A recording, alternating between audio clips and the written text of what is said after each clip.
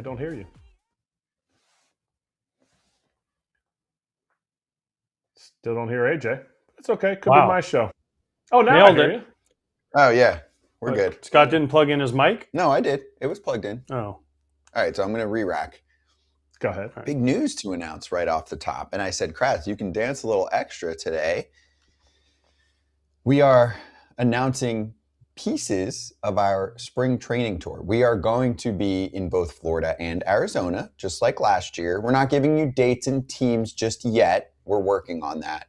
But one thing we can give you is the start of the spring training tour, and that includes something that we talk about somewhat frequently on this show, and that's the Playmakers Classic, which is one of the biggest charity events of the year in baseball, and it involves by far the most players you'll ever see at an event, and we will be there in Arizona. I'm not promising which of the cast of many FT characters will be there, although I can promise this guy, but we will be there. FT will do shows from the Playmakers Classic. I probably will not be there. Yeah, you can't fly that far. Yeah. Do you know that I am likely not doing almost anything on site for the spring training tour? It's better that way for me. It's better for you. I don't have to be around you. It's better for the players. It's better for technology in case a team has that minor league Wi-Fi and most you need of them me don't. to talk. Most of them are good. Most of them are good, but not all of them. Yeah. But also, you know how you do your thing in between, you're talking to a guy and then he comes down. Who's going to be there on the side to just keep us going live? I know. I get it. That is my role. I got to take the hit, Kratz. Somebody can't go and have fun on the road in Florida in spring training and in Arizona. So actually, it's me and you.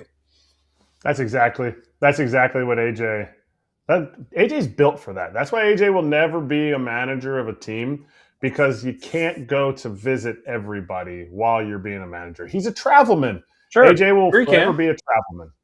Yes, you can, Kratz, because Kevin Kiermaier wants to do it. He wants to work for all 30 teams at the same time. So why can't you do it? Why can't you do it? I don't understand. That's going to have to be continued. I can't believe we had him on the day that was a fail. I told you I saw him in winter meetings, right? Mm-hmm. And he, man. Did you guys debate or? No, I said I didn't even want to debate. I just went up to him and said, "Hey, I heard we didn't agree on your idea." I said, let's come on and let's have a discussion. And did he say okay? He said okay, but it was, and I was like, look, I hope it works for you. How's it going? He's like, oh, it's going great. But I was standing there talking to Katie Blue at the same time. She had walked by, and she looked at me and goes, that was a little bit awkward. And I said, well, so we kind of had, and I explained the whole thing to her, and she's like, oh, that's why he kind of looked he turned a little like white when he saw you. Well, I was like, well, I don't have any problem with Kevin Kiermaier. I have absolutely, let me make this 100%. No, he's a nice guy. Great guy. I've always got along with him. I have no problem with Kiermaier at all. But just because I said I don't think what he's going to do is going to work, and he has other opinions, I hope it does work. Because if it works for him, then Kratz can go work for 30 teams as the catching instructor. On Thursdays. Just on Thursdays. That's the only day I want to work. Well, there's 30 Thursdays throughout the year. Yep. So we can figure it out. You can even double up with some teams if they pay you double. True. Yeah. True. I would love to see that debate. And not even in I'm saying it just in a genuine entertainment factor, just like I'm really anxious to try and get a ticket to the Tarek Skubal arbitration Super Bowl. But I would love to see Kevin and AJ actually talk out why this would and wouldn't work behind the scenes, right? What the whole deal would be. Anyway, I want to stay on track for a sec. But let me say this also about spring training. Arizona and Florida, and as much as Kratz says we're having fun for the Playmakers Classic and all the things we're doing when I travel around, fun being had is limited because I'm so damn tired at the end. Like, it takes me a month to recover from the month of spring training that we do. It's not like big league spring training. No. It's more rigorous. Because especially some teams, like I'll use the Diamondbacks in your Snakes territory shirt. We had to be at the Diamondbacks last year at like 5 in the morning. I mean, I got there at 6:30, but the crew had to be there at 5. Yeah. Okay. And plus I had to sleep with Michael in the same house, condo, whatever, Airbnb. Not the same bed. You guys but it wasn't very far away. That's because it was close enough to where I could hear him. He has an alarm clock problem, and I think that's being rectified this year. And as a 49-year-old not with the gentleman, alarm clock, but I think I don't want to share a bathroom. Is that what you had to do? Yes. Well, guess what? We've grown up. People are buying into our subscriptions on YouTube, and now I think we can get you hotels. So thank you. We Thank are you, upgrading. Lord. Thank okay? you, Jesus, little baby Jesus. We're going from the minor leagues to a small market team. Can I get points for that hotel? I think you can. Oh, man, it's gonna be wow. what a day! Never happy. Gobble them up. What a country, Florida. Let's hit it. Show everybody what they can do if they want to say hi to the FT team out in Arizona. There's a QR code that you can hit. The 4th Annual Playmakers Classic involving a ton of current Major League ball players out in Arizona, February 18th. And then you can do your whole spring training experience out there as well. Playerstrust.org. We love that stuff. Mm-hmm. Charitable as can be. And now let's charge. Hold on. Can we stop before? I got to say something. And this is way off the topic. Can't wait to go to Playmakers, but I have to ask Scott. I know Scott's answer, but Kratz, have you ever played pickleball? Yeah. I played today for the first time. Like, I actually played pickleball. Ever? First time? Yeah. You didn't invite me. I would have played. You play pickleball? You don't think I play? No. I play tennis. I've played pickleball, and paddle is my favorite. I love paddle. Paddle is awesome. Wait, why aren't we playing paddle? I want to play. I can play paddle any day. All right, we're gonna start. But anyways, that's Scott. You're irrelevant. I played pickleball this morning for the first time. Like, I've been on a court and kind of dinked and pooped in or pooped it over the net and all that. Yeah. But I actually played today. It was much more fun than I thought it was going to be, and it was much more exercise than I thought it would be. But to me, paddle wipes paddle's the best off the floor. It's not even close. Yeah, it's not even close. So that's why for me, I was like, yeah, this is nice. But I'd already played paddle first and then played pickleball, and I was just like, if I'm going to not play tennis and this is what I'm going to play, I'm playing paddle. A couple years ago, I got to go to the racket. They have a racket convention here, like a rack at the convention center, and and they had paddle, and I got to play with like one of the top players in the world. You want to talk about impressive? Can you even like return from those? Yeah, guys? you can. You can because it hits the wall and you bounce it off and all that stuff. But they just make it look so easy. I'm huffing and puffing, and they know as soon as it's hit, it's going to hit the wall, and I can go up to the net and do this. And it's like, it's amazing. You know how in paddle you can find those angles where it's like almost impossible because you're going to smack your racket against the wall? I feel like that's what they know how to do. Yeah. They're obviously better. But anyways. Of course. But pickleball, listen, I've always made fun of pickleball and my friends that play pickleball, but I played it today. I was impressed. It was fun. It was more fun than I thought it would be. Totally. Agreed. Yeah, it's a fun time. All right, so we'll have to all play. Let's charge. Charging the mound. Derek from Pinstripe Territory had a great kickstart to his episode about the Yankees acquiring Ryan Weathers from the Miami Marlins. He was like, I thought that the Yankees were going to acquire someone whose dad played as part of the 90s dynasty for the Yankees, Cody Bellinger. Not a key part, but I'm just saying someone who played on the team during that time period. And instead, it's Ryan Weathers, his dad, David, pitched for the Yankees. But anyway, here comes a starter, young starter from the Marlins. Marlins shedding starters. Apparently, they have too many. And then there are 4 prospects going the other way to the Marlins. What do we think about this one for the Yanks? It's a nice rotation piece. Yeah, depth. They have a lot of lefties now. Rodon. Great. Now you throw Weathers in. When are they getting Cole back? Heel. Schlittler, what's his role? Right, but those guys aren't all lefties. No, I know, but there's three of the 5 are lefties. Mm-hmm. And he'll probably slide in at 4-ish in the rotation, 4 to 5-ish. So I like this rotation. I do like this rotation a lot. And I like the depth with Blackburn and Yarborough, who can do a bunch of different things. And then when they get Cole back, and obviously Rodon's not listed because he's not healthy right now, but I like this move. And listen, I don't know anything about the guys who they gave up for it, but he's a young lefty controllable arm who has upside. What's not to like about this? And if you're the Marlins, like isn't this the kind of guy that you want to hang on to for a couple of years? And if you're trying, as they said, we're still trying to compete, like wouldn't this be a guy you would want to try to compete with? That was my whole thought. Like, how did Ryan Weathers get into the category of Edward Cabrera and Sandy Alcantara, who was supposed to be traded last year, and now he's still there because his value wasn't where they thought it was? Like, To me, I think you can look at that depth. You can look at the pieces they have in the rotation. Obviously, when Rodon and Cole come back, nobody's taking their spots. But maybe there's a little bit of a belief in the larger markets, like the Dodgers, like the Blue Jays, that, we need to have more than 6 starters. We need to have more than 6 guys who can make a start in the big leagues for us. And I think this is a great piece to do that. Now, he has never thrown out of the bullpen. I said that pretty confidently, and now I'm not. No, he has a little bit. He has a little bit, Kratz. 55 starts, 15 relief appearances. Not a lot, though, but yes. Okay. So he has, but I thought that was early when he first came up. And now last year he cleaned up a little bit of his I remember reading an article about how he cleaned up his health and he wanted to be able to stay healthy throughout the year. The biggest thing for the Yankees here is the fact that they get 3 years of control out of this guy. Like, I think there's value in that, and there's value in the fact that they have 3 other guys that are currently slotted in that have started big league games in their bullpen. So you don't re-sign Devin Williams. You don't re-sign Luke Weaver. Maybe they find lightning in a bottle with one of these guys becoming a reliever at some point, but I was surprised when I saw this. I was also surprised when I saw 4 guys going back. And what AJ said is exactly what I thought. Don't know any of those guys' names.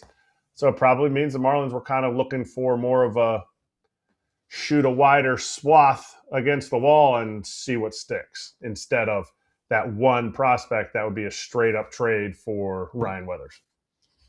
Yeah, but here's the thing. If you're counting on Ryan Weathers to give you a lot of innings, his career high in innings is 94. It's Edward Cabrera again. At least Edward Cabrera got 130. Recording in progress. Someone's recording us, by the way. I don't know who, but Zoom. We're always being recorded. No, well, not normally. They don't tell me before. That's usually hidden cameras. Wait, the show is live? I don't know, but it just goes recording in progress. Yeah, this is Bob real. Joining us soon. That's Bob. I mean, he threw 38 innings in the major leagues last year. 86 in 2024. Yeah, Kratz, he's not a strikeout guy. He doesn't even have a strikeout per inning. No, he was trying to be. He was trying to change his health. He was trying, like he did a diet makeover to lose weight and try to stay healthy. But it didn't work. 38 innings last year in the big leagues? It didn't work. Yeah. It's a great flyer for the Yankees. Though, it is a great flyer. Again, I don't know who they gave up. Maybe J.J. Cooper obviously knows much more about that than I do. But yeah. It's one of those. It's a weird time for the Marlins unless they know something that someone else doesn't know to trade a guy with 3 years of control. Do the Marlins have that much pitching in their organization? They think they do. They can just move this guy. They think they do. I don't because This is the second guy they've rid. So you've got Sandy Alcantara, okay, Yuri Perez, okay, Braxton Garrett, Max Meyer, who has needed to get a full run junk. for a while. Give him my junk. Yep. And then they have one of the top pitching prospects in the sport, Thomas White, and a very solid pitching prospect in Robbie Snelling. Those are the ones that I know somewhat well, right? Okay. And so that's more than 5, but you need for the whole more organization. No, I mean there's more, but but also okay. Let's 100% on. Let's be transparent here with this whole thing. Mm-hmm. None of those guys, maybe Sandy, Yuri Perez is up and down at times. I mean, he's got stuff. Super talented. Junk was a guy that kind of came out of nowhere last year. Meyer is a guy they've been talking about forever, and he never has really put it together. Is this a rotation? Like they say, the Marlins, we're going to compete with what we got. Is this a rotation you look at and say it can compete in the NL East? No. With the Braves, no, the Phillies, the Mets. I mean, this to me has all the makings. And listen, Andy McCullough did a great job last year. No, it's Andy. Sorry. Clayton. Sorry. Clayton McCullough did a great job last year with this team. But at this moment right now, they have limited offense, and they don't have any pitching, really. I mean, I know they'll mix and match and do the things they do, but it's a tough road to hoe. At some point, listen, the Rays way, and I know Peter Bendix is a Rays guy, but at some point, the Rays also had really good pitchers and really good players for a long time. Sure. The Marlins think they have all that. They think they have really good pitching already, and they don't want people to get in the way, veterans to get in the way of their young prospects. Then why didn't they trade Sandy? Player talent. They don't feel like they're getting the value yet for him, so they'll trade him. Why not trade Yuri Perez? He's been around like 2 years. I know. Well, that's the thing. You look from a Marlins perspective and you're like, these guys, I think they're playing the sell high game. That's what I think. Kratz. I think they're playing I don't even know if you'd call it sell high for Weathers. For Edward Cabrera. Yeah. No, I guess. I mean, for Weathers, there are parts of his game that people like. The whiff percentage doesn't really match the strikeouts, right? He's getting swing and miss on pitches, but not putting guys away. So is there a pitch sequencing thing? Yes, there's obviously a health component here, but I mean, he throws hard. He's averaging about 97 on his heater. That's upper echelon for a starting pitcher. So I think the Yankees think they're going to bring someone in and they're going to be able to either turn him into an underrated starter or convert him into a full-time bullpen guy. I mean, not to use the direct example here, nothing stuff-wise comparison, but Luke Weaver comes over and was toiling around and then all of a sudden becomes a high-leverage arm for the Yankees. So, anyway. Let's not forget the most important part about Ryan Weathers. His dad? He married a Gator. He married a Florida Gator? Mm-hmm. Ex-Florida Gator. Oh, I didn't know that. He was a volleyball player. Volleyball player? Okay. Mm-hmm. So, for the Marlins, they clearly feel like they're in a good spot to just keep shedding starting pitching. For the Yankees, they get a little depth. I don't think they're going to do anything else pitching-wise. Now they're going to focus on the Bellinger marriage. We're going to focus on our conversation with our insider, Bob.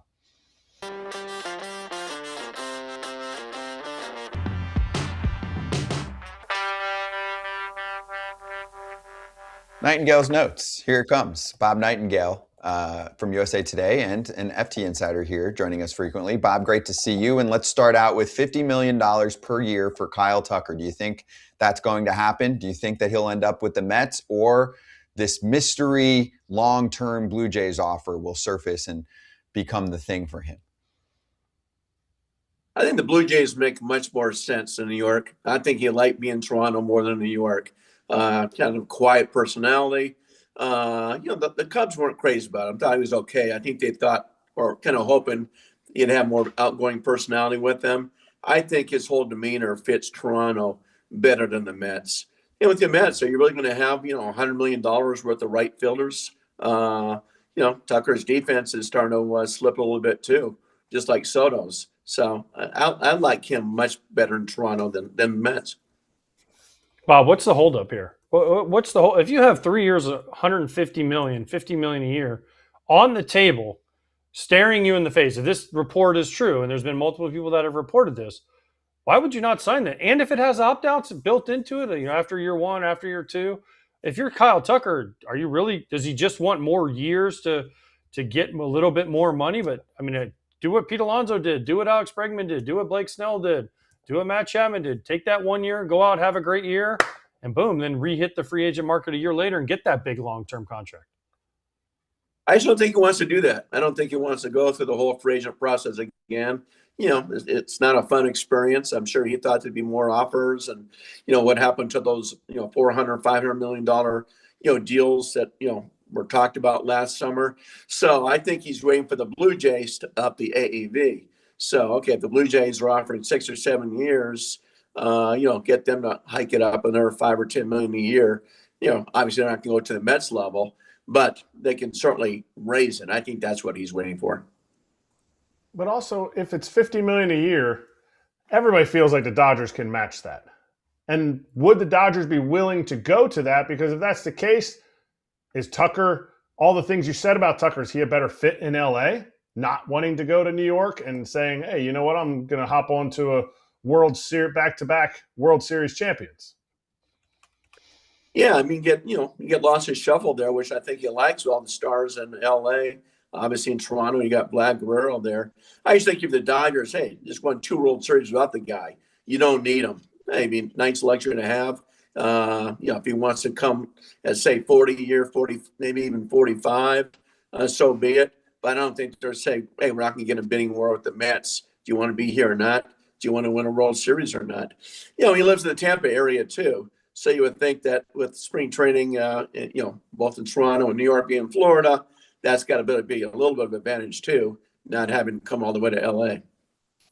Is it possible? Obviously anything's possible, but is it possible that there's another team that would be willing, after everyone's heard about this Mets offer, to go that? again, maybe not a bidding war, but maybe in the $47 million a year range? I don't see it. I checked with the Houston. I thought, well, maybe Houston might be that team. It doesn't seem like they're interested in bringing him back. Certainly not that kind of money. So there certainly could be, but I don't know where it would be. It's not going to be Philadelphia or some of these other big market teams. So I don't think so. It's not the Cubs. So I think the teams we're hearing are really the only teams involved.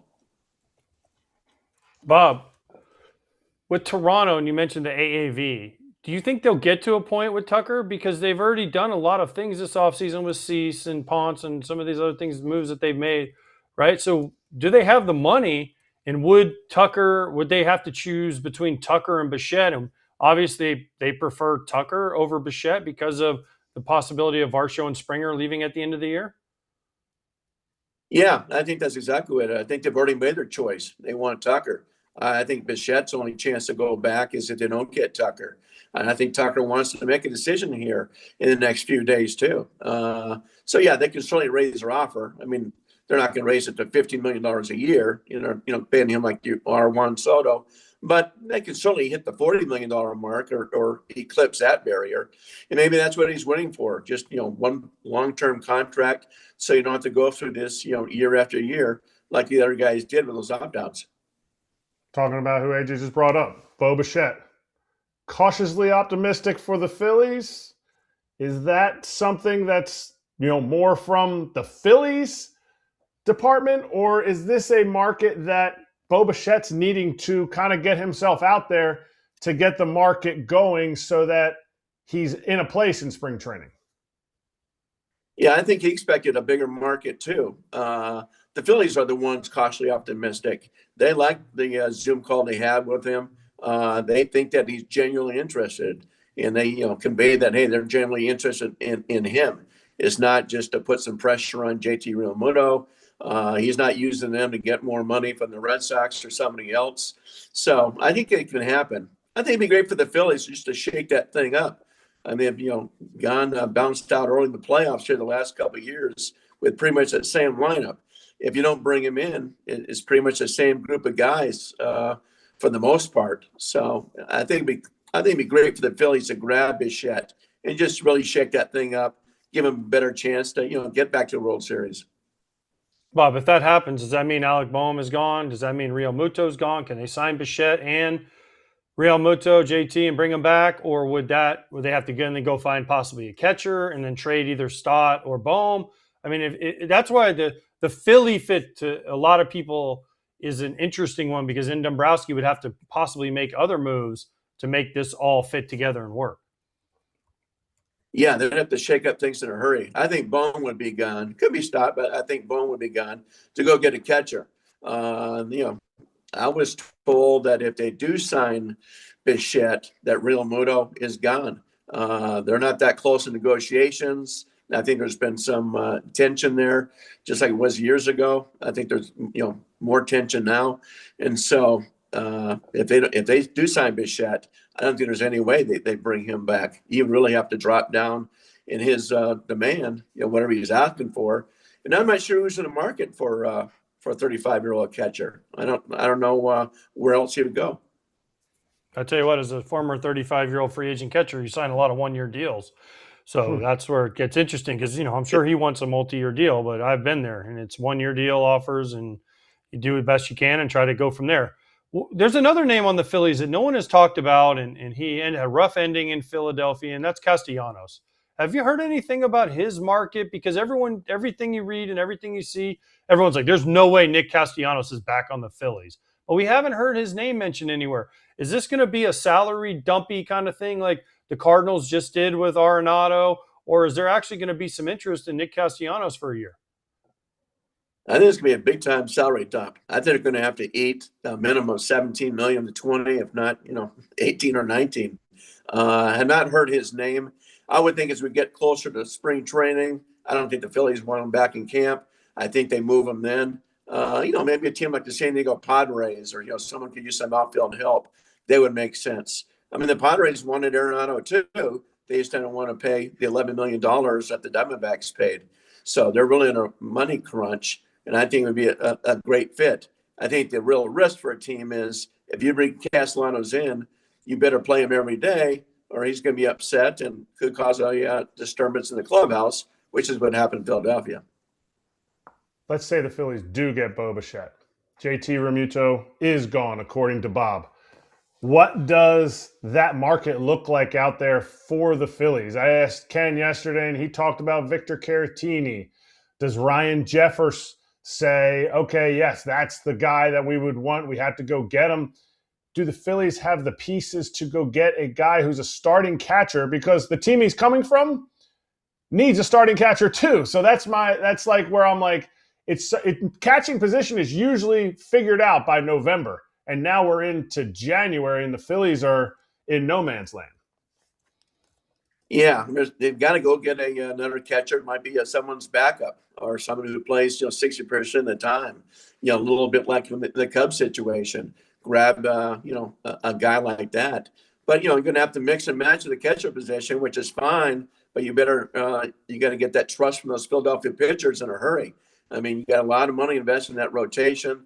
They're used to Realmuto. That's the big danger here, is now that catcher and pitchers got to get to know each other in a hurry here. Okay, Bob, let's go on to another team that made a big move. That's the Cubs.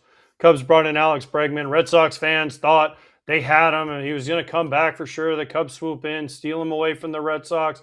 Does this mean they're going to have to trade Nico Horner? Or are they going to run with Horner, Dansby Swanson, and Bregman in the infield, Michael Busch obviously at first? And then what do you do with a Matt Shaw, who's a young player, showed promise in the second half?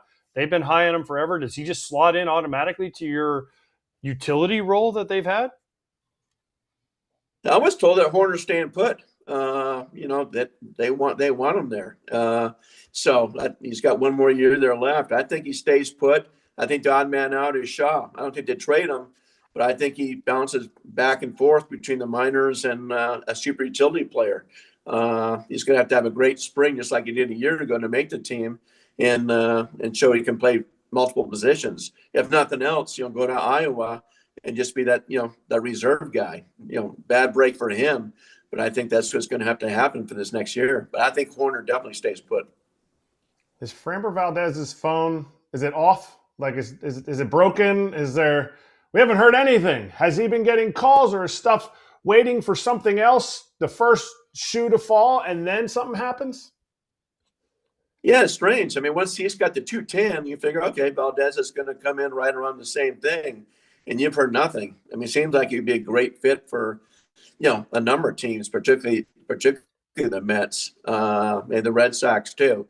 I can't believe the Mets will go into the season without getting one of these guys, either him, Ranger Suarez, at least Zach Gallen, one of those three. But yeah, I don't know, how much that hurt during the season with the incident with the catcher. And, that they're prying around saying, wait a minute now, is he going to fit into our clubhouse? So we'll see. But yeah, I'm surprised. I think the biggest surprise of all this whole free agency is just the starting pitching market, just how slow it is. The Red Sox, you said the Red Sox possibly on Framber. It's always a possibility, but is starting pitching because they've already made the move with Sonny Gray, and they got I'm blanking out right now. Anyway, the Red Sox, the second move that they made. No, they got Wilson Contreras, but they got another starting pitcher too. Johan Oviedo. That's your boy. I know, I forgot. It's okay. It's okay. You forget things. Me and Bob. That's Kratz's favorite pitcher. Yes. But anyway, would they go to the starting pitching market, or the fact that they just missed out on a bat that was a key part of their lineup? So they need a bat. They need a bat, but they could add another arm. I mean, you can go and throw 8 or 9 starters anyway. Why not? But yeah, they need a bat somewhere. I know the Diamondbacks said, hey, we're not trading Ketel Marte, but would it surprise anybody in spring training if the Red Sox come back and say, you know what, we're going to be willing to give you this. We weren't going to give it to you before. We're going to give it to you now. I can't believe the door's completely shut on the Marte trade talks. Okay. The Mets. The Mets have been rumored for Tucker, $50 million a year, all that stuff, Bob. Why are they not going after more starting pitching? And why will they not go after some of these guys, Framber Valdez, Ranger Suarez, guys like that they might have to give? Is that just David Stern saying, I refuse to give a long-term deal to a starting pitcher? Because Framber Valdez, I think, would fit nicely in that rotation. Ranger Suarez, you know him well. He's in your division for the last 5-6 years. Why would they not go out and say, hey, we need to really focus on our starting pitching? Yes, Kyle Tucker is nice, but we need some pitching somewhere. Yeah, I'm sure they're in on all these guys and say, okay, here's a 3-year, 4-year deal. Who wants to take it? And maybe they're going to have to say, you know what, we're just going to give you the opt-out clauses too. I think they're just betting the market not being there. Obviously, it hasn't materialized like those guys thought, and someone's going to have to bite. So I think at some point, we've got less than a month before pitches and catches report, someone's going to get nervous here and sign and saying, if I don't get to take the Mets offer, what's next? So I think they're just trying to play it smart, play it shrewd in the sense that someone's going to take our money, and let's don't bid against ourselves. They got to get at least one more pitcher, if not two. So that's what you think's happening to a lot of these guys is teams are just sitting back saying they'll panic.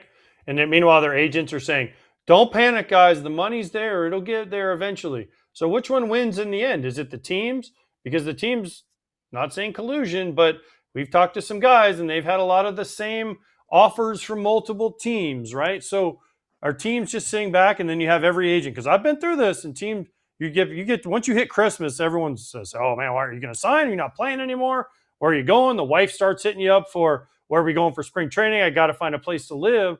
So are the teams just counting on full panic setting in and they can maybe get some deals out of this? Yeah, it used to be, like you said, AJ, full panic before Christmas. Now it's more towards spring training. We're seeing a lot more signings, but it's a lot more important for these pitchers to sign early because once spring training starts, there's kind of a track record of guys that show up late aren't ready. They have poor things. Look at Montgomery, what happened to Montgomery with the Diamondbacks, that sort of thing. So I think teams are waiting for the players or pitchers to panic and say, okay, we don't like this offer, we'll take it. Give me a opt out, and I'll go hit that market again next year. It's work for guys, but for pitchers, it's a lot more important to get to camp on time than it is a position player. How much validity is it when we hear stuff about the Giants looking for a second baseman? Because there's two out there on the market. Obviously, I don't think Marte's going out there. And you just said Nico Horner. Is there a aggressiveness from the Giants to make that trade to get that second baseman that they're possibly looking for? Good. They got a nice farm system. And, we see trades in spring training all the time. Why not wait and get a guy? There's always guys that fall through the cracks and stuff like that, injuries. So I think they, wait. Maybe I can't see the Diamondbacks trading Marte to San Francisco, not being in the same division. But there'll be guys out there. And the way they've always operated, at least the Giants, under Buster Posey, is just take your time until you get that right guy. So I don't think there's a urgency to get a guy right now. And I think, St. Louis is aggressive. They've been dealing guys. Why not just wait to see if, Brendan Donovan falls in your lap? Well, where have the Giants been, Bob? Buster Posey, we got this, we do this. Was their move getting Devers last year? Where has the Giants been? Because the Giants are that team that's always rumored to, they're going to get this guy and they're sneaky going to sign this guy and do this. And this offseason, they've been relatively quiet, especially on the big name guys. Yeah, I think exactly. Is that Devers was their big guy. If they signed him during the winter, people would say, oh, what a great move. Signed Adames to the big time contract last year. So they've been spending some big time money. It didn't pay off for them last year. So I think they were always playing to just do it kind of quietly that, hey, they weren't going to go out and get a big time free agent. They were just going to kind of work in the margins and see who falls in there. Obviously, they already have a big payroll, but yeah, they've never in on any of these guys. Could they be a sneaky team on Bichette? Possibly, but I haven't heard that at all. Wow. They need a second baseman. They do. There's your second baseman. There's another star you can add to the mix. There you go, Bob. We haven't Bob had them said links. it here first. Bo Bichette to the Giants. There's been no links there. No. No links at all. No. But yeah, I mean, if his market isn't what he thinks it's going to be, you might as well throw your name in the fire and see what happens. But yeah, I mean, Philadelphia is very, very optimistic, or at least more than cautious optimistic now that Bichette could be a perfect fit for him. I think people in Philadelphia and the front office are a lot more excited about Bichette now than they were 2 weeks ago.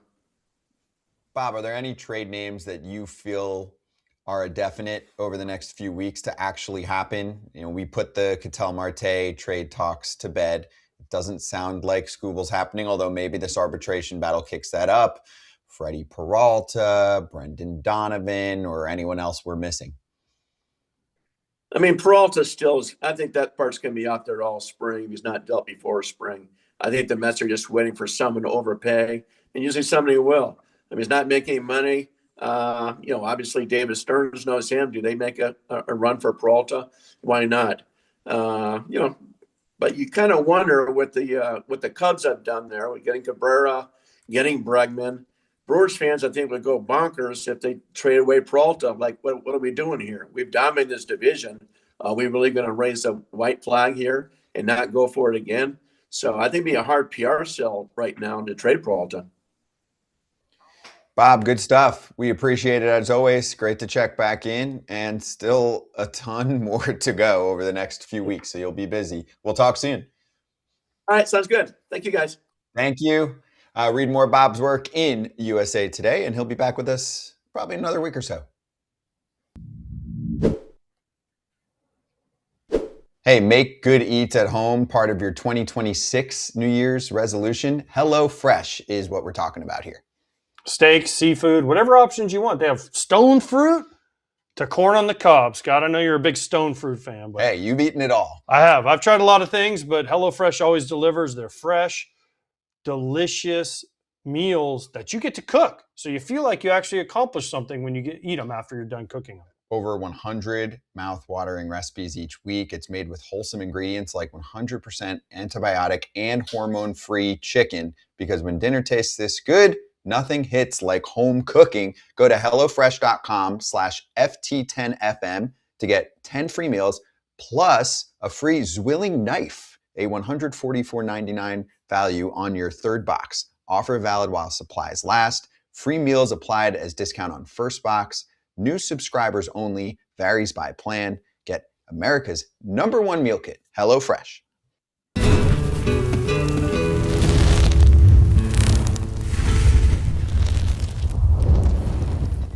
Kauffman Stadium, home of the Royals, getting a little bit cozier. They are moving in the fences around a good chunk of the ballpark by around 10 feet. They also are lowering the fences by about a couple feet. So they'd like to make it a little less pitcher friendly. They did a very detailed multi-year analytical study, and it became a running joke in the GM suite with JJ Picollo that a deep fly ball caught at the track is going to be a home run in 2026. And so we'll see if that actually happens. They think that with the new run values on fly balls, they project to add 1.5 wins annually in home games. There's been years of discussions, like I mentioned. Picollo said, I'm going to try to summarize here so we can get to your thoughts, that the organization felt like guys were changing their swing, even if they didn't try to change their swing, and that it was affecting their overall game. Of course, it also affects free agency when you're recruiting hitters. I don't think this kind of change is suddenly going to make it a bandbox and a hitter's ballpark. So it should help them be able to recruit pitchers like they always do, but then hitters as well. They think it'll help them win games, yada, yada. I'll get to more details as we go. But your overall thoughts to start? I loved hitting in Kauffman Stadium, so I had no problem because I could just hit it in the gap and get my stand-up double and not have to hustle all the way and be out of breath. Huge outfield. Every once in a while, I also got a 2 RBI sac fly once in Kauffman Stadium, so that I also like it for that. But you can hit your homers there. Here's my thing with this. Every team to Baltimore move their fence in, move their fence back, put the wall up, put this, do that. I love that they're lowering the fence, more chance for home run robberies. But does this really, I mean, I know the analytics say this or that, and but are they going for a more offensively powered team? Because when the Royals won 11 years ago in 2015, they had pitching, defense, guys that could fly around.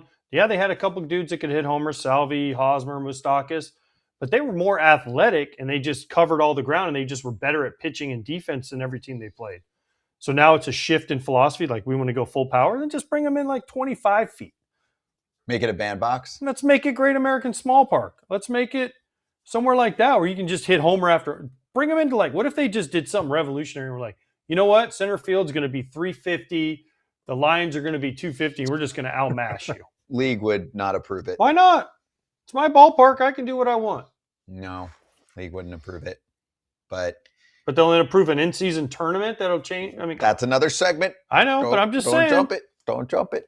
But anyway, they do have raw power guys right now. I mean, they're going to be excited. Jack Caglione, Carter Jensen, Vinny Pasquantino's already been talking about it. Bobby Witt, former Royal, Erik Kratz shaking his head. What's wrong? I don't think the raw power guys care about moving the fence in. You think they care about like the ball? Like they're still. You got to get a ball to get it out. I get that. You get jammed, you get a home run. I feel like in general, yes, you might. I mean, I remember they had they just showed the chart for Michael Garcia. Some of his doubles and triples that would be home runs. Not many outs turn into home runs, but there are some. I get that. But to me, it's just like looking at Colorado. You are not necessarily hitting so many more home runs. You're getting so many more hits. By the third game of a series, a team comes in, is not used to the elevation or running after the ball in the outfield. That's where you start getting hits. You start getting games where it's like 14 hits to 11 hits. You get games where guys aren't throwing strikes. To me, I felt like when I was there, obviously we lost in Game 7 of the World Series in 14, and we won the World Series in 15. I felt like Kauffman was an advantage that the organization said, we're building guys to play at Kauffman. We're not building guys to play anywhere else in the league. We're not saying, guys, you got to swing. You got to have a different elevation to swing. You know, you got to take your shots. If you strike out more, it's okay. No, like the entire organizational philosophy, how are we going to win in Kauffman? And if you didn't do those things, especially as outfielders in the minor leagues, you weren't going to get a shot.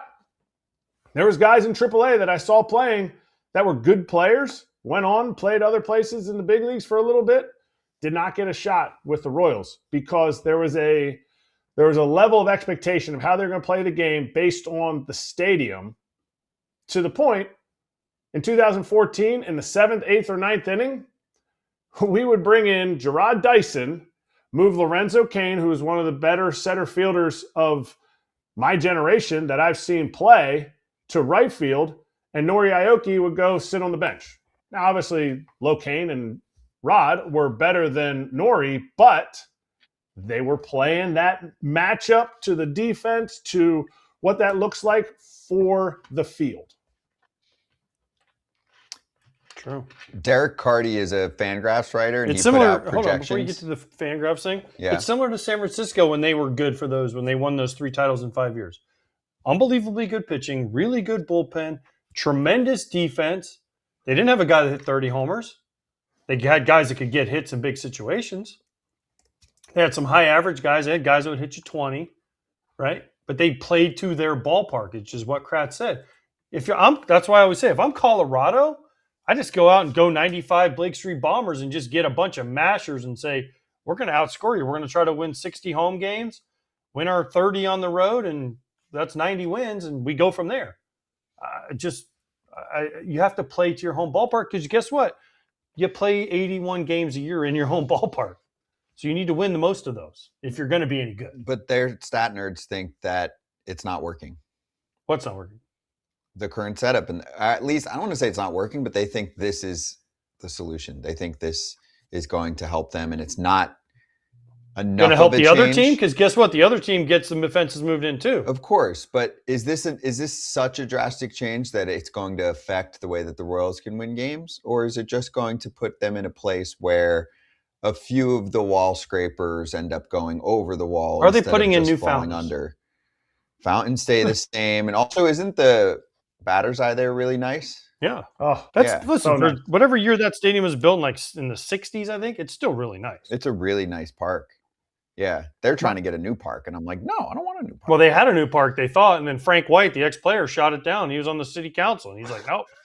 Well, If you don't know that story, that's a crazy story. The public vote too. But no, but before it got to that, he had already. You got to read that story. It's great because they thought they had it down by Power and Light. Yep. Brand new stadium. That was the thing. Remember, we signed Bobby Witt. We're getting a new stadium.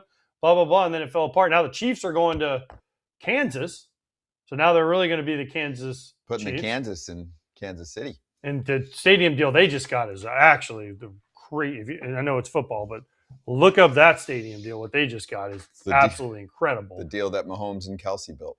I mean, anyway, good for them. God, the Chiefs, God bless the Hunt family. Mm-hmm. They ain't selling that team forever. No. Because they ain't going to be able to stop printing money in that stadium deal. It's a mint. Oh, but talking about I the think the Royals need a new stadium. The Royals need a new stadium. Right. Theirs is built back in the 60s. It's still nice. They do a great job of keeping it up. But the thing about it is where it's located is, and Kratz, you played there, it's in the middle of nowhere, okay? And what every team wants now is the battery, is the stuff around it. And where that stadium is located, it's not a destination. So a stadium in downtown Kansas City makes a lot of sense. But then they got to get public funding, and they got, so instead they're like, we'll move the fences in 10 feet. We'll add a fountain here and there, maybe a Pasquatch walking back and forth. I don't know. All right. Well, the stadium, if the Chiefs are gone, now you have all that area. The Chiefs practice facilities there, knock down the Chiefs Stadium, whatever it's called now, High-G Park or Stadium. No, just and Arrowhead. Build you. It wasn't. It's not Arrowhead anymore. It was renamed. Oh, it's like, it is to the I local. don't care what they call it. Yeah. But anyway, why can't they build up that area? There's so much open area. Make it a destination. Leave it there. Do something. Because I love Kauffman too much. But when you were talking about the Giants, I didn't think they had like the greatest pick. Yes, Madison Bumgarner was awesome. Tim Lincecum was ridiculous at the beginning of their 3 championship runs. I get that, Kane. but absolutely, they had really matchup guys in the bullpen. But the biggest thing that they would do is Buster Posey's back there catching. He would make you beat them with 3 singles. Fastballs down and away. Here you go. Try to get 3 singles. And their defense was good enough that they wouldn't allow those singles. Their pitching was good enough that they could execute. Yes, they had, but they didn't. They played a different style baseball game that even the Royals played a different style baseball game when I was there, pitching-wise. Like, how do you win a World Series with Giordano Ventura, James Shields, Chris Young, Jeremy Guthrie? Those were your start. Edison Volquez after he was Edison Volquez. Like, those were your starting pitchers. Like, you do it by playing your style of game and not trying to mold it to what everybody else is doing. Well, everyone else is throwing riser fastballs. We're just going to throw riser fastballs and get swing and miss strikeouts. To me, it's okay that teams win it their way if they have something unique about their stadium. By the way, so this is a completely kind of off, but you mentioned the name of the Chiefs. So I hung out with a guy this weekend in Chicago that told me the guaranteed rate, the guaranteed rate field, now the White Sox, the amount of money they got that stadium rights for I think 10 years was less than I believe the Cubs wanted for a billboard in their little park. That was a good deal. It was a great deal. The guy was like, we got that offered to us. We took it in a second because we were going to try to get something at the Cubs stadium. And all they would do is put like we could like, they have, I don't know what that park is called outside Wrigley. They have a park where they do concerts and it's right there. It used to be a street, but they moved it and the whole thing. But they were going to sponsor that little park, and it was more than what the White Sox offered them to buy the stadium for 10 years. So they were like, we'll take the White Sox stadium. Gallagher Way. That's Sponsored what it was. Sponsored by Gallagher. Yes, it was going to be guaranteed rate way. But instead, they were like, oh, the White Sox will give us the whole stadium for less? We'll take that. Which, oh, hell yeah. Of course. It's a much better deal. But it was just funny when I heard that. I was like, man, that's crazy, the difference in the markets in the same city. Sure. Yeah. Well, the Cubs have the historic component. I get it. The White Sox could invest more in what they're doing and create a powerhouse and make more. There are plenty of examples of that. The Blue Jays are the latest ones. Anyway, let me get to this projections. This was the part that actually threw me off, unless I'm reading this wrong. Derek Hardy from Fangraphs put out the projections before and after the park change. Old slugging percentage projection for Bobby Witt Jr., 521. New slugging percentage, 525. He has him at one more homer. Salby, one more homer. Vinny P, one more homer. Agreed. Okay.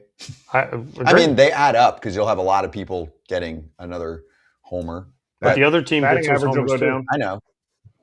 Batting average will go down. Right. And what do the Royals do?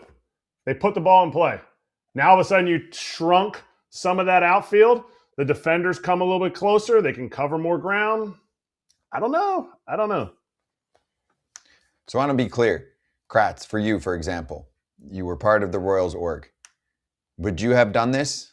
If you get presented with years-long analysis of what they think should happen and say, we will win 1.5 more home games per year if we do this, would you do it? And would you buy the data?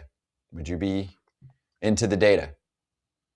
Yes, I would be into the data. I would not be afraid of buying into the data, but I would definitely take a look at what we have spent the last however many years building our farm system to be guys that make contact and run the bases and play defense. And I need to see the downside, because it's not just we get 1.5 extra wins a year at home, which is a huge jump. To me, that's a huge jump. But where's the downside? What is the down? How much less are we going to be getting our hits? Because we're a team that is been historically the last 3 years top 2 or top 3 in the least amount of strikeouts, lowest strikeouts in baseball. Now all of a sudden it's like, guys, it's okay if you strike out because we need you to hit the ball over the fence. Now you're going to have a superpower, which is not striking out, going down. Now you're going to have that defense. Okay, well, I'm not saying they did this because of Jack Caglione, but if Jack Caglione doesn't cover the outfield like some of the other outfielders that they've had in the history of their game, maybe this benefits him more. Maybe it's more than one home run like it is for Vinny P or Salvi. Vinny P tweeted a lot after this came out. I'll try and take some bits and pieces. He said from a data perspective, this hits close to home because he's about to go in a room, arbitration, and hear how awful he is. He says the ballpark, was the 6th most hitter-friendly ballpark, according to the Park Factor. 6th most friendly. That's overall runs, not home runs. He said, will moving the fences in make this better or worse? Hitters like hitting at the K because the visuals are nice, like we talked about, but everyone else also agrees it's been a pitcher's park forever. What this means is that you can't hit cheap homers. That's literally all a hitter is saying a park is a hitter's park or not means, but the data firmly supports it being a hitter's paradise because you can get more singles, doubles, and triples. Will the park factor actually go down if it's more of a neutral park because there will be less triples even if there's an uptick in home runs? What will this mean for weighted runs created plus? We get punished, right? That's how it works when it factors in ballpark with this stat for playing at the K. So what will happen? More home runs, more runs produced, but if the park factor goes down, so does the punishment for probably the most important stat in our game from an individual standpoint. He's talking about weighted runs created plus, which is very close to OPS plus. All in all, I truly believe hitters, pitchers alike just want fairness, but we play one of the only sports where the field size changes, and I think that's one of the cooler parts of our game. And then he's just joking, like, I ramble a lot, it's cool. He's just putting stuff out there to see what people think. He's smart, though. Yeah. He gets it. He's one of those guys that gets it, and he understands the stats that matter. Mm-hmm. And he's kind of what Kratz said. It's going to take away. That's why I loved hitting there, because I wasn't a huge home run guy, but man, I could hit some balls in that gap, and the outfielders had to, if they didn't take perfect angles, it was such an easy double for me, right? And you could get a lot more broken bats and bloops and hits that in other parks are same as Coors Field. It's the same exact thing as Coors Field. You make your decision when you go in there. You play shallow with your outfield or you play deep. I always wanted my outfielders to play shallow at Coors Field. Take away. It's not the home runs that kill you, because if a guy hits a home run at Coors Field, it's going out anyways. Hits it over your outfielder's head, you're screwed. But you didn't want the ones to fall in before the guy hit the home run, right? So I agree with this, what he's saying. And It takes away hits, but remember, batting average doesn't matter. What do they look for? Home runs. How many home runs and walks did you have? Can you hit a homer and walk? If you can hit a home run 25 times and walk 50 times, but strike out 250 times, what a great player. It's going to affect the way that hitters are judged, like you said. Mm-hmm. Weighted runs created plus, aka OPS plus. It actually might make some Royals players cost less to the Royals if that affects the metric that is used most commonly to evaluate bats. Just saying. I know it starts to get really, really. Are they deep taking in the away? weeds. Here's the only thing I want to know. Are they taking away the plastic warning track they used to have? They used to have the rubber warning track. Are they taking that away? They used to have it. They probably already took it away. They probably already took it away. Okay, because I've told the story before. We were playing there, and a guy tried to jump on the field, and he fell and he hit the plastic warning track and broke his leg, and they had to come get the cart and cart him off. It was one of the more karma-esque things I've ever seen. Like the guy jumped right from the left field corner. He jumped on, and when he landed, he broke his leg, and so he had to lay there. And our outfielder's like, "Hey!" And they had to come get the cart and bring him. The cops cuffed him, put him on the cart, and drove him off. It was more of a hit than he thought it was going to be, huh? Yeah. The last rubber plastic track that I saw was the Guardians, and they were still the Indians back then. So that was the last one, and that one only stretched. I think it was just past the dugout. Like I don't even think it went all the way. Actually, I think it did go all the way out to the right field line, but then the warning track in the field was stone. But that was the last one, and I think they've since changed it. Anyways, just a side note. But, yeah, we'll see. See how it plays. Good discussion. We'll see what it turns into, and we'll be able to see a year of numbers. The problem nowadays is you get to see a year, 2, 3, whatever of numbers, but then people will still say, oh, well, there are so many factors involved. There's luck, there's wind, there's this, there's that. So Toronto moved their fences in, and it got worse of a hitter's park. Yeah. Well, that's because they did a lot of changes there. Yeah, I know, but I'm just saying. I remember back in the day, Texas had like the wind tunnel out to right because of the way the wind blew and it hit and it would get circulated back. And then they made some changes in the old stadium and that went away. Mm-hmm. Cubs have had that. Cubs put up those horrific scoreboards in the outfield and it's just not the same. Well, it made it more of a pitcher's park. I know. And the Padres have had that where it was a pitcher's park and then started to level out a little bit. Right? It's more level, San Diego. Yeah. San Diego. Remember when it started? I remember playing in San Diego. Actually, the biggest one of all time. I played the first game ever at Petco, and it was gigantic. You're like, gigantic. Man, they had Klesko and Nevin and all these places, and they're like, ain't nobody ever hitting one out of here. That's I remember like Nevin would hit his best bolt to right, and our right fielder would be like, he'd be like, fucking park, right? With his growly old voice. And then I played in Comerica before they redid it. If you think Kauffman's big, you should have seen Comerica before they brought the fence. There was no bullpen in the outfield. The bullpen was behind the fence. The flagpole was in center field. It was massive. Yep. How big it was. It was so big. City Field's original dimensions. They just keep moving them in. I mean, they were so far back in right field. David Wright got into the new stadium, was like, what on earth? Because he used to put balls out of Shea. He used to just flip them out to right. I mean, when somebody goes back and looks at the old dimensions when they first opened, I was at Citi Field when they first opened it. Oh my gosh, it was massive. Party Joe deck. Mauer, when he went to Target Field, couldn't hit one out. Mm-hmm. He complained about it. They moved the other around a little bit for Joe and Justin Morneau because they were both. I loved it at Target Field. I thought that place was not a great place to. But they bitched and moaned about that place from the jump. They went from the Metrodome to there, and they were complaining left and right about how hard it was to hit there. You like all the places people bitch about. Seattle, check. Mm-hmm. Minnesota, check. I love Minnesota's park. If you haven't been to Minnesota, you haven't been to Target Field, it's been many times. It's solid. I got to hang there once when no one was there for a while, and it was cool. It's like on top of you. I mean, I like the parks that are like it's like people are sitting. That was you know what else I like Target Field? Because it was like 4 steps from the dugout to home plate, and that was my run. That was my cardio. Oh, they made it nice and easy for you there. So there's no room behind home plate. Yeah. It's literally like 1, 2, 3, 4. Okay, squat. 1, 2, 3, 4. I'm in the dugout. 1, 2, 3, 4. It's great. I love those places. Not like Boston where you have to run a marathon to get to home plate. Well, they weren't thinking about you in 1920 or whatever. Yeah.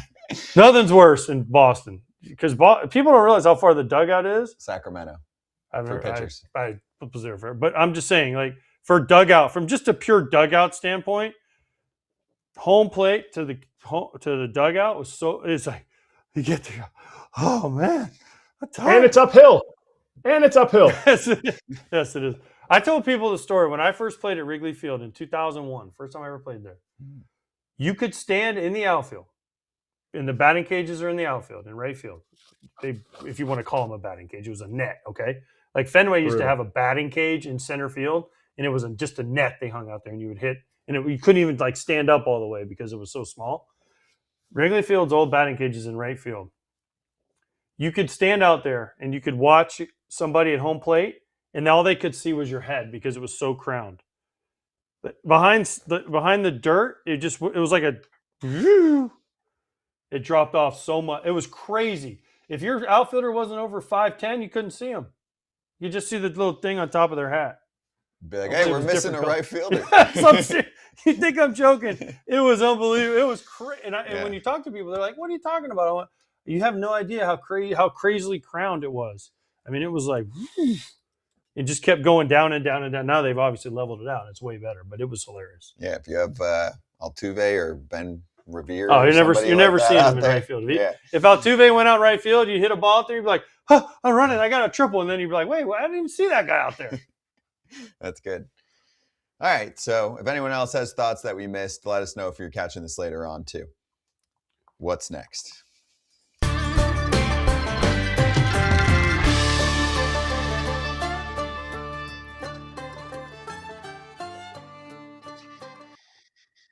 Well, if the NBA has an NBA Cup in-season tournament, then why shouldn't baseball do the same thing? So this was lightly floated out there by Rob Manfred, and we are going to kick around an article from The Athletic that was put together by Chad Jennings, Andy McCullough, and Sam Blum.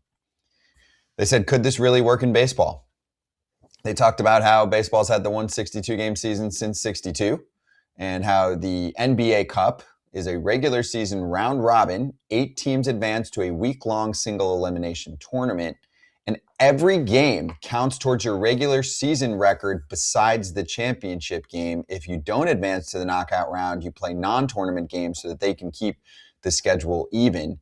And in the article, they floated how 32-team expansion would help this, but of course it would be really difficult to actually execute doing this and keeping the same number of games and keeping everyone even, and it would start to, of course, mess with baseball records, and that's a big deal in baseball, like Cal's 60th homer, Ohtani's 50-50 season.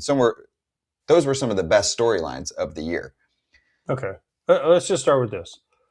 The travel would be a nightmare. Do you know how far in advance teams have to book hotels and... But the NBA does this. They do it in Vegas. They do it in one spot. So you do it in a neutral spot. What spot? You could switch that around, or you could do it in one place. Okay. You could do it in John Fisher's New Vegas ballpark. Okay, so let's say that MLB goes ahead with this, okay? Mm-hmm. And in the NBA, it works and this and that, but baseball is played every day. So you take a week out of the season, and only these 8 teams are playing for something, and the rest of the teams are just playing. But these games count, even though they're technically more intense. In the NBA, nothing has become more irrelevant in the NBA than the regular season. 20 of the 30 teams, we had this discussion, 20 of the 30 teams in the NBA make the playoffs. That is insane. 20 of the 30 teams in some form or fashion, right? They diluted the product. Okay, so people only pay attention to the playoffs, and Correct. even then, look at their ratings, they're way down too, okay? Mm-hmm. Baseball makes the regular season matter, and how many races have we had in the last, even since they went to even more expanded playoffs, come down to the last 2 games? How many times, Kratz, I look back on my career and I'm like, in 2013 when I was with the Rangers, we lost game 163, and I go back and I think, if we just would have won one more game, the year I was with the Giants, 2004, we missed the playoffs on the last day of the year. What if we would have won one more game somewhere along the way? But then you're going to have some teams playing games that are, because it's so much harder to get into the playoffs for baseball. But that's what NBA teams say. What if we just won one more game? We would have been the 20th best team and not the 21st best team. I'm kidding. But do you know who would have made the playoffs this year if we did that? Past who already made it? The Astros, Mets, the Royals, the Rangers, the Giants, the Marlins, the Rays, the Braves, and the last 3 teams I said all were sub 500 teams. That's the setup that the NBA currently has. 20 of 30. That's disgusting. I know that it's playing. Someone's going to try and throw semantics at me. You have a shot of winning a title after the regular games end. 10 teams don't. Everyone else does. It makes it mean nothing. We've already battled, right, with people that didn't want expanded postseason. I thought it was so small and so difficult. There is a line, right? And you also do want, from a business perspective, I'm presenting MLB side, fans to keep interest. Already as it is, Kratz, let's use the A's as an example because they had an historically awful May and lost like 20 out of 21, whatever it is. Your season's done, right? You're the Pirates, you have a slow start. Your season's done. And you have months and months to go of meaningless baseball. Every once in a blue moon, a team comes back, but usually they don't. If they're double-digit games back of a wild card spot or whatever, early on in the season, you're not coming back. So you try and keep the fan interest. And if you can't keep expanding the postseason, then they try and come up with other, your favorite word, gimmicks to keep fan interest. Okay, so keep fan interest. So basically they're going to have the MLB Cup is going to be, this past year, it would have been the White Sox, Angels, Nationals, Pirates, Rockies, and then there's 2 wild card other crappy teams. Like, that's how you're keeping interest? No, the only way MLB is going to have it is if you have all the best teams in this tournament. Like, why did you just name crappy teams, though? I'm confused. Where did you get that from? Because your argument was that they're trying to keep interest for the A's, for the Pirates fans, for the Rockies fans. They ain't going to be in the NBA. They ain't going to be in the MLB Cup. Like, these are things that are going to be won by teams who are like good, know how to win games, put rosters together to win games. Like, we're not, like, the MLB Cup's not going to be won by the Rockies just because they put it in there. Whoa, man, that really kept my interest.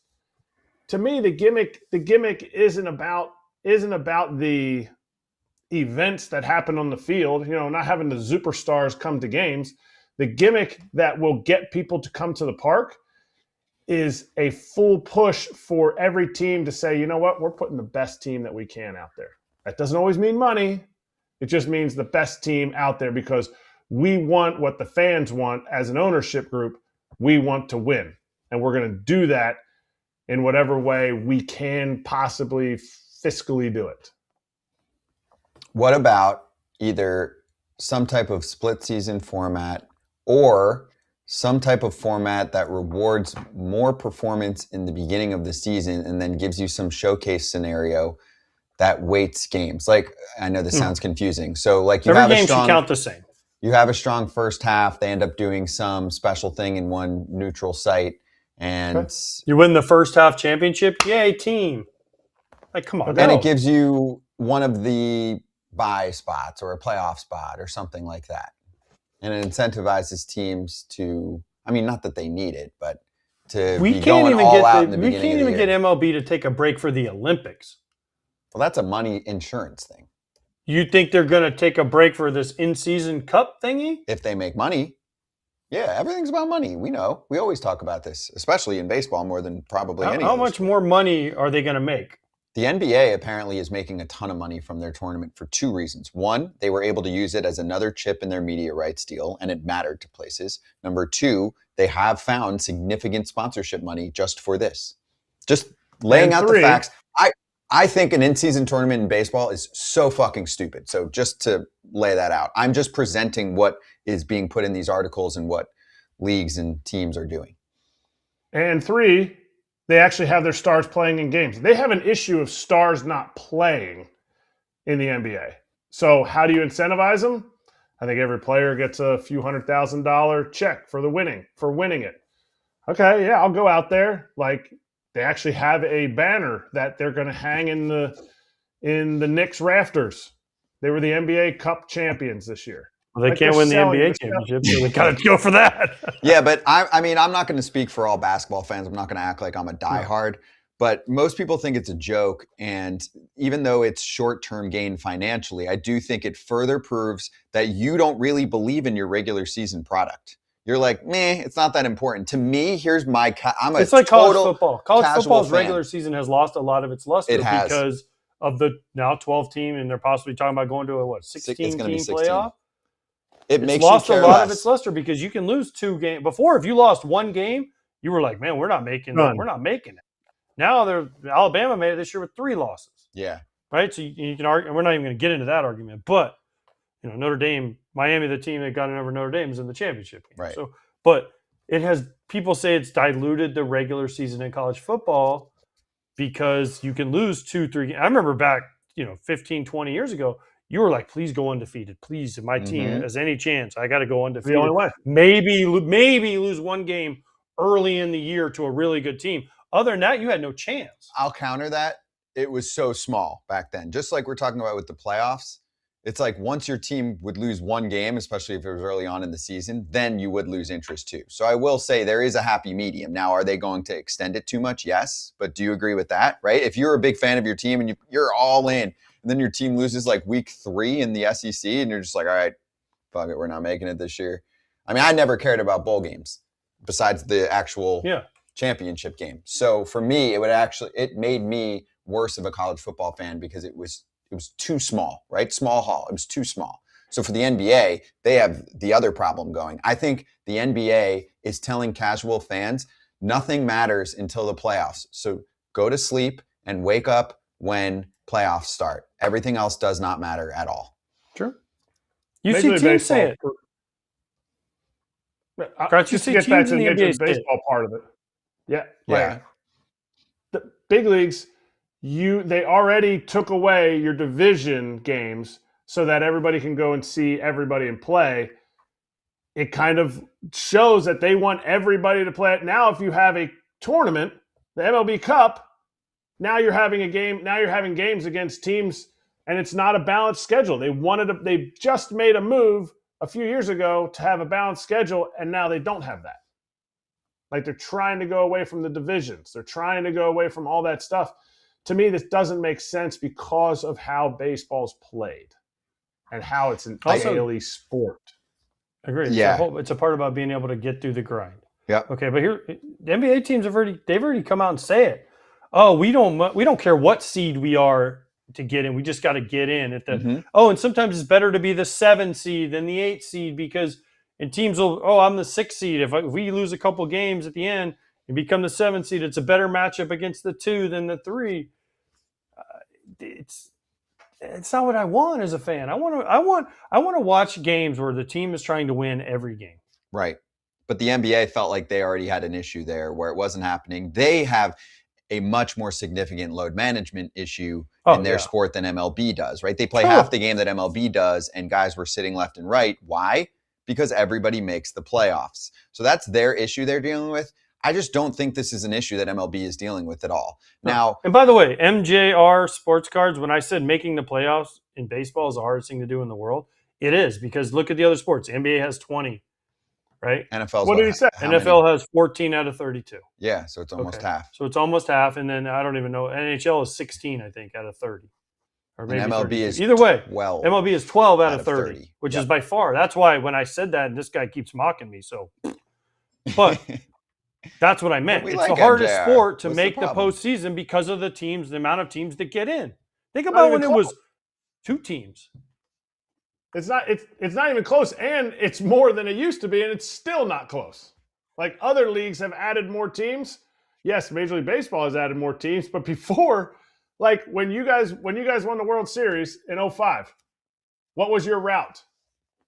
The route that you guys took to get there.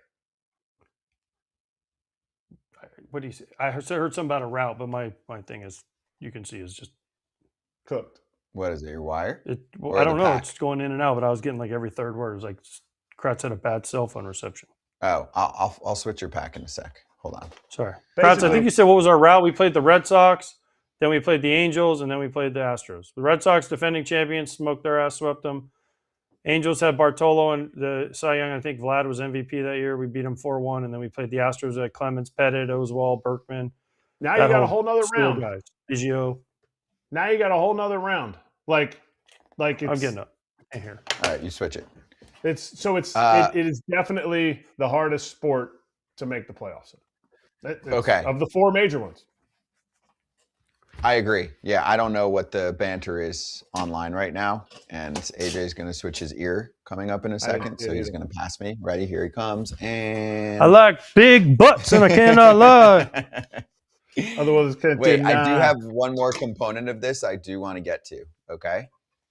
Here's something that you can do without disrupting the regular season and really just changing the complexion of the sport at a pretty significant level in terms of how the regular season plays out and the records and the whole deal. You want a gimmick? You want marketing? Figure out more games like Field of Dreams. I know the NASCAR version had its issues this year, but I do think there's a lot more room to go there where it does make things exciting and we look forward to, oh, what's going on? All right, this month, they're going to play a game on an aircraft carrier, whatever, right? Like, I do think there's more there that we can do. And hey, what's one of our favorite things that's so easy and basic that seems to have been an issue ever since it was created? It's like they created something good and then they ruined it. Players Weekend with the names on the back of the jerseys. That was awesome. People fucking loved that. And I know they've had their issues with the uniforms and getting stuff approved, whatever, but there are things like that you can do that don't affect the regular season numbers and the playoffs and even the games themselves, right? They do affect the game because you're playing in a different environment. To me, I would like to see more of that. I don't think we've reached our cap on that. That's fair. But listen, the problem with that is they're expensive. They have to build these stadiums in places. And I was fortunate to play in 2016 in Fort Bragg. They built a stadium on Fort Bragg, and then they ripped it down right after. They didn't even keep the stadium. Williamsport, they go back to every year, which is cool because they have a minor league stadium. They're going back to Field of Dreams this year. Some of them have worked. Some of them haven't worked. Right? Okay. I thought the Field of Dreams honestly should have been a one and done because that game was so epic. No, between the Yankees and the White Sox. But the next year didn't have near the hype or any of it behind it. I know. This year, do you even know who's playing at Field of Dreams this year? I know I think I do know the teams, and I know Phillies one of them is not. Yeah, one of them's the Twins. I know that. I know that's not good. This is not a good year to be promoting the Twins. But the year they did Cubs and Reds, did okay. I mean, it did okay. Cubs fans. I mean, there's actually a lot of Cubs fans in Iowa, and also I haven't been out there. I would love to go. I think it's still a destination for people. I know that's not about just selling the tickets, but I do think visually it's cool. Fox has crushed it. I know Netflix is going to do stuff now with that too, right? I think they're carrying it, but like, I think there's a component there that they found that works. Even if the ratings aren't here, if they're here, I think. But they need more. Matters. For me, they need more signature games, which is what the one at Bristol last year was, right? Like, figure out different places that you can have cool games. Now, listen, you said aircraft carrier. I went to a basketball game on an aircraft carrier. It was a disaster. They couldn't even make it through halftime because the field court got too wet. So they didn't even count. It was Florida versus Georgetown. It got wet because of rain? Because of the condensation. So they couldn't even play the second half. So that kind of sucked. I just threw something out there. No, I know, but I'm saying, like, some of these work, but at least try them. That's right. Try them, right? And everyone complains, the Cubs and the Dodgers opened in Japan last year, but it was huge ratings. And it was cool for the game. It's cool, right? When they used to open in Australia and they used to open in Korea and they play those games in Mexico City. Isn't it about growing the game? Mm-hmm. I went and did a London game. It was unbelievable atmosphere, right? They haven't done it in a couple years, right? They wanted to do them in France, but they lost. They couldn't find the right sponsor, right? Like, if the NFL does this better than anybody, and even the NBA, the Magic right now, the Orlando Magic are over playing in Germany, right? The NFL was in Madrid this year. They were in Berlin. They played in London, right? You can figure this out if you really want to make this happen. If it's truly about growing the game globally, send a team over there for 5 games or a week, whatever, and make 2, whatever it is. I don't know. There's got to be a way to figure this out to help the game grow globally and do hire creative people. Don't be so insular. If you're in Major League Baseball, hire creative people. Don't say, well, it works for the NBA. We're going to do that. Oh, the NFL does this. We're going to do that. Like, be creative. Don't try to keep playing catch up. it's okay if you do something that's creative and you're like, fell on our face, but we're trying new stuff. Hire some younger people, but all the owners are all the same. They're all in the same ilk, and they all try to agree on the same thing. I don't know. Some of it's not on ownership. I mean, this is a league thing. This is more of a league office ordeal. And if you're looking for creative people, like, sorry, we're taken right now. We're not going. I know. I saw the signing. We can't do it yet. Oh, wow. I saw it. We're going to do it. I know everybody's trying to act like they're Ken Rosenthal in the chat, and we love you all. We already saw it. We're well aware. We all get notifications on our phone. I don't see it. Okay, I don't well, get I do. it. I don't. But we're a minute away from our final guest of the day. We're going to have a chit chat. We're excited to talk to Shawn Armstrong, and we're going to gather all of the information. And then once we do, in 10 minutes after our combo with our guests, we will talk about the signing. I'm very excited about it too. I can't time it all out. It's great to be live when that happens as well. So I'm just throwing that out there. Did you see that Shawn Armstrong signed with the Cleveland Guardians? I did. He's not ready yet, but we're going to talk to him very soon. Guess who's back? I would say hopefully any minute. Yeah. But anyway, we have him. So as soon as you're ready, Gab, I'm ready. Let's get to our guest. That's right. He signed with the Cleveland Guardians, and he joins us right now on FT. It's Shawn Armstrong. Shawn, great to have you on the show. Thanks for the time, man, and tell us how it all went down. What's up, guys? How's it going? I mean, it was a fun off season, man. I mean, or still in the off season, but yeah, I mean, trying to kind of go through the free agency process and weighing in the options, weighing in all the different teams and so forth as well, and obviously the familiarity with being drafted by Cleveland, that was a huge bonus for me. And then debuting with those guys and having the same front office, same medical staff, and then being able to take my now kids back there with me to experience Cleveland again. I'm really excited to join that organization. Shawn, what was their pitch to you? What was the Guardians' big pitch to get you to sign there? Because I'm assuming you had other opportunities because you had a great year last year. You got to close some games. You had under a 2.5 ERA. You pitched in a ton of games. So what was Cleveland's pitch? Because they already have a closer, right? I mean, they have Cade Smith and Hunter Gaddis and some other big studs down there. So what was Cleveland's pitch to you to get you to go there? I mean, honestly, they were in my top 5 anyways, whenever it came down into the offseason. And again, it came back to the developmental aspect that I know that they have with the pitching department. And I know Carl Willis, he was in AAA whenever I was there. And again, I kind of being a journeyman, I really don't care where I pitch. I'm excited to just go join a really good bullpen. They've showed that over the past few years. And I think collectively, Cleveland's done a really good job in the pitching department from top to bottom, overall, ever since I was there.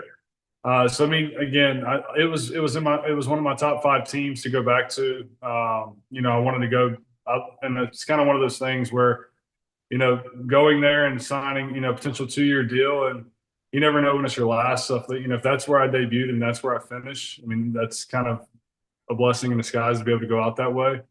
But again, it really wasn't a big sell pitch for me. They showed, their interest. I was their number 1 target, and that's very valuable to me.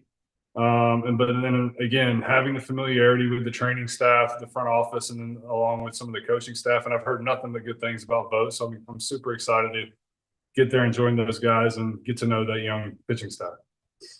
Yeah, the baby face Shawn Armstrong picture up there earlier. When you look at that picture, and hopefully our director will be able to put it back up, but when you look at that picture, what do you think? Golly, that guy knew nothing about this. Or what do you think? Man, I wish I could still do this. Because I remember when you and Clevenger used to play catch against each other on the half field in spring training. Yeah, I mean, obviously, I'd like to still roll out of bed and throw 98, 99. It's not that easy anymore.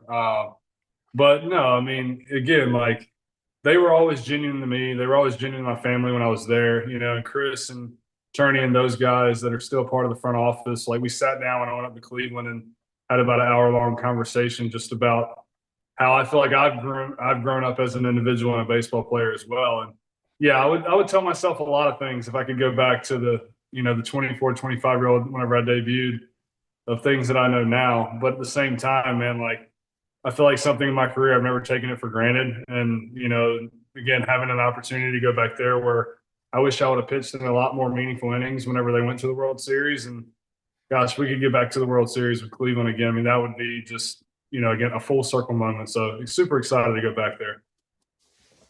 What did you learn? What did you learn last year in Texas? Did they do something to change some things that you were doing? Because you've always been pretty good, but last year, I mean, you took another step. So did you change your repertoire? Did you add a pitch? Did you start throwing a knuckleball? What did you change? I think the biggest thing, adding the sweeper obviously was a big thing to the arsenal. But I think something that Jordan Teagues, I can't speak highly enough about him. Being a first-year bullpen coach and now the pitching coach for the Rangers, something that he really instilled in all of his guys is like be the own best version of yourself. And he instilled confidence in guys that way, like the sweeper. Like when I started throwing it back in Tampa with the high induced vertical break and other things, we didn't really know what it was. And he started doing a bunch of, data-driven stuff behind it and was just like, trust it, throw it, and put pressure on me to throw that pitch in a bunch of different situations. And then, having, Mad Dog as a pitching coach, he used an example in spring training. I'm not going to use the exact verbiage that he used in spring training, but he said, pitch like a cab ride. He's like, if you ever rode in a cab in New York, it's head into the front seat, head into the back seat, head into the window. You're going left, right, forward, back. He's like, pitch that way. And that's something that I feel like I've always kind of done in my career, has been a little bit predictable on the side of the arsenal that I was using. And that was a challenge to myself to be in that 23 to 28 percentile of every pitch that I had in my arsenal. And if I threw the same pitch twice, there better be a good reason behind it. And that's just something that I really challenged myself going into early season. And then, Higgy, Jonah, they bought into the philosophy behind me. And honestly, when I stepped on the mound last year, there really wasn't a second guess. We were always on the same page. My scouting reports went along with their scouting reports, and it was just a really special blend. And that's something that I'm looking forward to in Cleveland too. I've heard nothing but great things about Naylor and Hedgie. So, having those two guys behind the dish and the way that they work diligently with their pitching staff, I feel like it's going to be a good mix too. Shawn, has Cleveland talked to you about starting? Because the only team you've started for is the Rays. So every time we have a guy that is signed as a reliever on, we ask him, hey, did they talk to you about starting? Luke Weaver the other day, hey, did they talk to you about starting again? So have the Guardians talked to you about starting again? Because you have how many starts do you have? 18 career starts, all with the Rays? They haven't mentioned it, but ironically, I'm adding another pitch. I'm adding another pitch right now. So that's something that Carl said. He's like, you're going to be one of the only, setup guys in the big leagues, with 5 different pitches. So I don't care where I pitch. Obviously I'd be lying to you if I said I didn't want to be in leverage situations. that adrenaline that I get, when you're going out there in the 7th, 8th, 9th inning with a tie ball game or a lead, it's unexplainable. So, I want to continue to be in those roles. But again, going to a new team with a really good bullpen, you got to go earn it. So, I think results will speak for themselves, and, go out there and get outs and take the ball whenever they ask. And that's really all I can do. The rest is up to the, the coaching staff and all that. But hell, I don't care where I pitch. If they want to go out there and do 30 starts, we might have to increase the pay a little bit, but I'll do whatever they want me to do. Adding. What pitch are you adding to your arsenal, old man Shawn? It's a little bit of a secret, so we'll see how it comes in spring training. But no, I'm ordering. It's a similar variation of the kind of like the death changeup that people are calling it, or the kick change. It's a seam shifted weight variation where Jordan Teagues is working on it a little bit with me in September. And we've kind of dove into it and really incorporated it into that 90 to 120 feet to feel kind of the carry cut across the ball.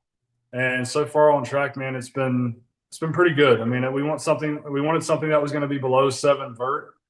And if I can get it below that with the way my 2-seam, 4-seam plays and the way the sweeper is, the horizontal movement is kind of irrelevant. But, the pull pins that I've thrown it in, it's been 6 vert out to 23 horizontal, and it's been pretty good. So we'll see how it plays when a batter stands in the box, but I'm getting comfortable with it now, and it's not something that I'm truly going to focus on. It's more of something to pair with my 4-seam to have the vertical movement difference, and something to be able to throw, below the zone to left-handed batters as well. But I mean, in bullpens, it's pretty fun to throw. So we'll see how it goes whenever a batter steps in the box.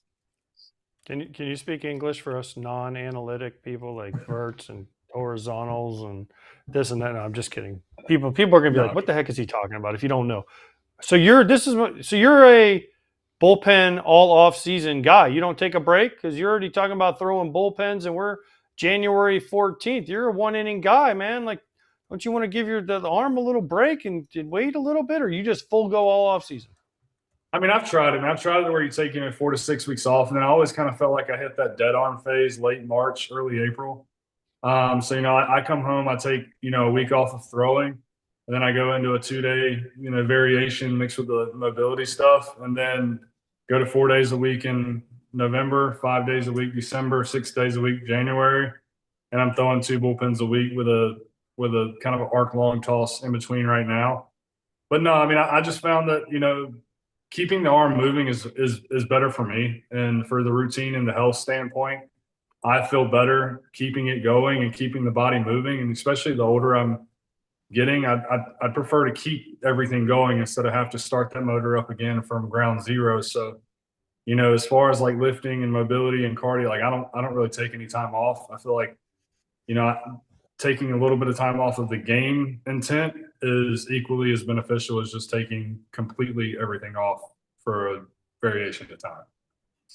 Yeah, it makes total sense. I mean, I get it. But who's your catcher? Who catches you? Because you're throwing 2 bullpens a week. Who do we have on? We had somebody on not long ago. They're like, I get Cal Raleigh to catch me in the offseason. Remember? It was someone up in Seattle. It wasn't Scooble. Somebody was like, Cal Raleigh catches my bullpens in the offseason. So Who do you get to catch your bullpens in the offseason? Brian O'Keefe actually catches my bullpens here in the offseason. He's a AAA journeyman catcher. He's kind of in between jobs right now. But he's been great to me over the past 3 years. And then before that, it was Adam Schaefer. He was in the Mariners organization. He called me for a little while. But over the past 4 off seasons, it's been Brian O'Keefe. He's been catching me and a group of guys here in Raleigh, North Carolina. Do you pay him? It's Raleigh, by the way. I don't know if you saw that clip, but it's Raleigh. Do you pay him? Do you give him a little something on the side? How do you take care? Because pitchers need to start taking care of their catchers better. Oh, you said it right there, man. Always take care of your catchers. So of course, I always tip Brian at the end of the year. I mean, he comes in. I mean, I'd be lying if he's not completely happy when he comes in. He's a grumpy old man, but hey, he comes in there. He gives us positive feedback when we hang one. He tells us, I'd knock that shit out of the ballpark. So I mean, he's a good candidate to have behind home plate here in the off season. He makes it fun. He keeps it light, and like he's videoing us and receiving, so like we can mix and match video, all sorts of things. So he's been great to me. He's been great to all of us, and yeah. To answer your question, absolutely, we take care of him at the end of the off season. I believe it was Matt Boyd who was on our show recently who said he throws to Raleigh, which would make sense if Raleigh's up in Seattle at the time and then Boyd lives in the area there. Okay, I want to go to the Rangers as a whole. What did you observe from your spot last year that didn't work for the team, right? Why didn't they make the playoffs? And what was the team reaction when, there was talk during the season about it? Really, I don't even want to say it's like clubhouse issues as much as there was a big debate about how much guys hang out before the game versus actually working on their own craft. I mean, I'm kind of indifferent when it comes to that conversation, just in regards to Kratz can kind of speak to this. I mean, I played with him. Like when I get to the ballpark, I have, an hour time before that I hang out with the guys, play cards, stuff like that. But after that, man, like I'm super routine oriented. So, like it stretches at 3:30. I'm in the training room at 2. And then I'm in the weight room from 2:30 to 3:30. And then after that, I'm back in the training room after I get off the field using modalities, doing different things. And then I go to the wet room and doing contrast. And then I go eat dinner. That's my time to kind of hang out with the guys is when I'm eating. And then, I'm locked in a cage for 9 innings. So I'm spending my time with the bullpen guys down there. But, I think there's a lot of things that get misconstrued in regards to clubhouses, especially whenever you're only there for a short time. Specifically like my time with Texas, like my philosophy in that is like you have superstars that become superstars and you have superstars that become all-stars based on their routine and what they do and what makes them different from the guy next to them. I don't think that necessarily makes someone a bad teammate. I think at the flip side of that too, you know, like the baseball season's a roller coaster. There's a lot of positives. There's a lot of negatives. If you ride the emotional roller coaster, it's going to be a long season. And I can say that's one thing that as a clubhouse, we didn't do last year. We didn't ride the ups and downs. Like we still, you know, our job was to go out there and win baseball games. That's what we tried to do. The outcome didn't, you know, exceed what we were trying to do from the start of spring training. But I never really got the gist that there was, you know, a bad juju. You know, those guys made me probably one of the most comfortable that I've been in a clubhouse in my career from day one. I mean, I went to spring training, DeGrom and Evo are my locker buddies. That's who I'm between. And I'm like, you know, I told my wife, I was like, I'm kind of like googly-eyed a little bit because these are two guys I've looked up to my whole career. You know, but at the end of the day, like, they're just as much of a clown as the rookie next to me. But, you know, but they keep it that way and make guys feel comfortable in that regard. And you guys know how it is in clubhouse, man. Like the pitching staff and the position players, there's a little bit of separation between those two. You know, like we're on two different schedules. Meetings are different. BP's different. You know, our stretch times are different. And then when, you know, after the game, you know, when you have an older team for the vast majority like that, especially at home, you know, like I spend my time in the ballpark from 1:30 to 11 o'clock. You know, I'm going home to see my kids, you know, because even if it's 11 o'clock, my son still wants to go home and play baseball in the living room, wherever we may be. So that time is, you know, like it's valuable to me. And I think it's very valuable to the rest of the guys there that have kids as well. Now, I'll say like Marcus Semien on the road last year, phenomenal job of trying to get guys together for group dinners, go out for a beer, whatever it may be. You know, I mean, I think I missed one last year that Semien asked us to go to. So, I mean, he's a phenomenal guy there. He did a great job with that. But just like plane rides, man, we have card tables. You know, you have guys that are playing video games. You have guys that are reading books. You have guys that are doing whatever it is they may be doing. So you still have your little groups and niches. But I think as a whole, man, I thought we were a pretty close group. Everyone kind of leaned on one another, even whenever some mishaps and things happen. But again, I think sometimes, you know, with the media, like everything else, a lot of things kind of get misconcepted, especially if you're a guy that hasn't been there, you know, the entire time, and you do come in and see the rough patch. Yeah, you can kind of get that vibe. But again, I think that, you know, can there be closer things to be done in the clubhouse? Sure. You know, I mean, yes, you know, there is some but in every clubhouse there's cliques. That's just how it is. But again, I think that, you know, when you have as many superstars and veterans that were on that team last year, you know, everyone has the routine and everyone sticks to the routine. But when we were scuffling, nobody panicked. But at some point in time, there is some change that's needed. And I think that's kind of what CY and Ross and those guys are doing this past offseason to try and get that team back to the World Series. I played with you, but your pregame routine before when you were in Columbus, I wore a Columbus Clippers hat just for you today. It was there was hacky sack. Do you still hacky sack, or are your old bones just not working the same as they used to? Kratz, I'll tell you what, man. When I was in Tampa, we hacky sacked every single day before the game. That was kind of like our like warm up stuff. We did it every day on the field as a bullpen. And, you know, like being a part of that bullpen for 4 years, that was the closest group that I'd ever been a part of with Tampa.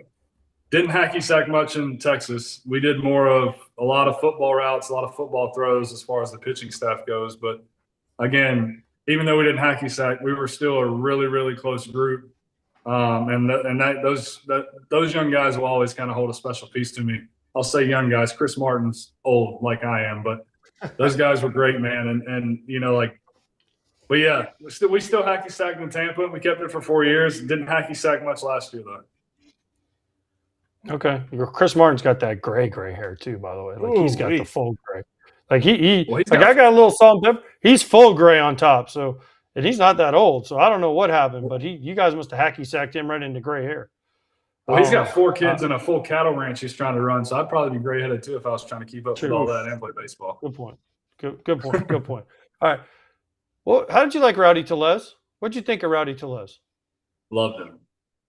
Okay, Loved good. Because we had him on yesterday, and he was saying how much he hates pitchers, and especially relief pitchers, and how he can't stand them, and how they're no fun. Yeah, so no, we have Rowdy on all the time. So I was hoping actually you would say he was terrible, so we could just play this clip for him all the time. So we're gonna just say terrible, and then we'll edit it to where it says that you said he was terrible as a teammate. The funny thing about me and Rowdy last year, we actually got into it a little bit on the plane ride, and everybody thought we were super serious, and we weren't at all. We came in and I hugged him afterwards, and it was kind of a running joke after that, man. I'd come in after the game and didn't pitch that day, and he's like, "You didn't do shit today."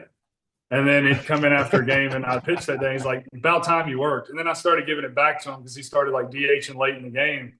And if he would pop out or something like that, I'm like, "You didn't do shit today." And it was just kind of a running joke between the two of us. But no, he's great, man. I thought he was very good for our clubhouse when we brought him in. And no matter what circumstance or anything they asked him to do, he always did it without a complaint. And, I mean, he's a pro's pro, man. So I'm still waiting for my invite to go deer hunting with him, but that's a conversation for another time. True. Rowdy can't hunt. We all know that. Him and Jock yelling at each other back and forth though was also awesome. Each of them calling the other one fat, which I heard a couple Absolutely. of times. That was great because you're like, wait, what? Anyways, all right. You went to ECU. You live in Raleigh now, as Chad Ochocinco so eloquently called it on a show the other day. Not Raleigh, because that's how you say it. But my son is playing college baseball, and he is traveling to ECU to play this year. Is there any place that I need to make sure that I hit while I'm in ECU? Sup Dogs. Sup Dogs is a bar. It's a local. Yes, it's literally how SUP Dogs. They're famous for hot dogs and hamburgers, but you can get them any way you want. Their Sup Crushes are phenomenal if you're into drinking a little bit of Sup Dog vodka that they created their own brand. But yeah, that's a college staple in Greenville, North Carolina. It's right there on campus, so it's a good spot. You can go there, watch any game you want to go to. But Sup Dogs is definitely a staple in Greenville, North Carolina. Do they have vegan hot dogs? Because AJ only eats vegan hot dogs. I don't know if you'll fit in very well in Greenville if you're eating vegan hot dogs. So okay, all right. Well, Ron, if you believe that, do what? If you believe that, Sean, then Rowdy's I definitely don't not taking you believe hunting. that. Then he's definitely not taking you hunting. Well, Sean, this was awesome. Thanks for the time. We really appreciate it. We love talking to guys, about their signing experience, and the offseason is a good time to get some extended time. So thanks for doing this. And we'll catch you. Yeah, we'll catch you in spring training, or, maybe you'll get a phantom call or text from AJ when he's that'll be after spring or at the end of spring training. So it's at the end of spring. Yeah. Okay, so we'll report back. Yeah, get my number from Kratzy, and if you go there, seriously, let me know what you think about it. Do I get a free meal if I mention your name, or is that only good for Trey Savage? I think if you go there and mention Harold Varner III, the golfer, I know Harold very well. Yeah, that'll get you a free meal. I'm not going to do much for you there, but Harold Varner will definitely get you a free meal. Okay. Boom. There you go. Sean, good stuff, man. Enjoy the rest of the offseason. Thanks, guys. I appreciate it. Thank you.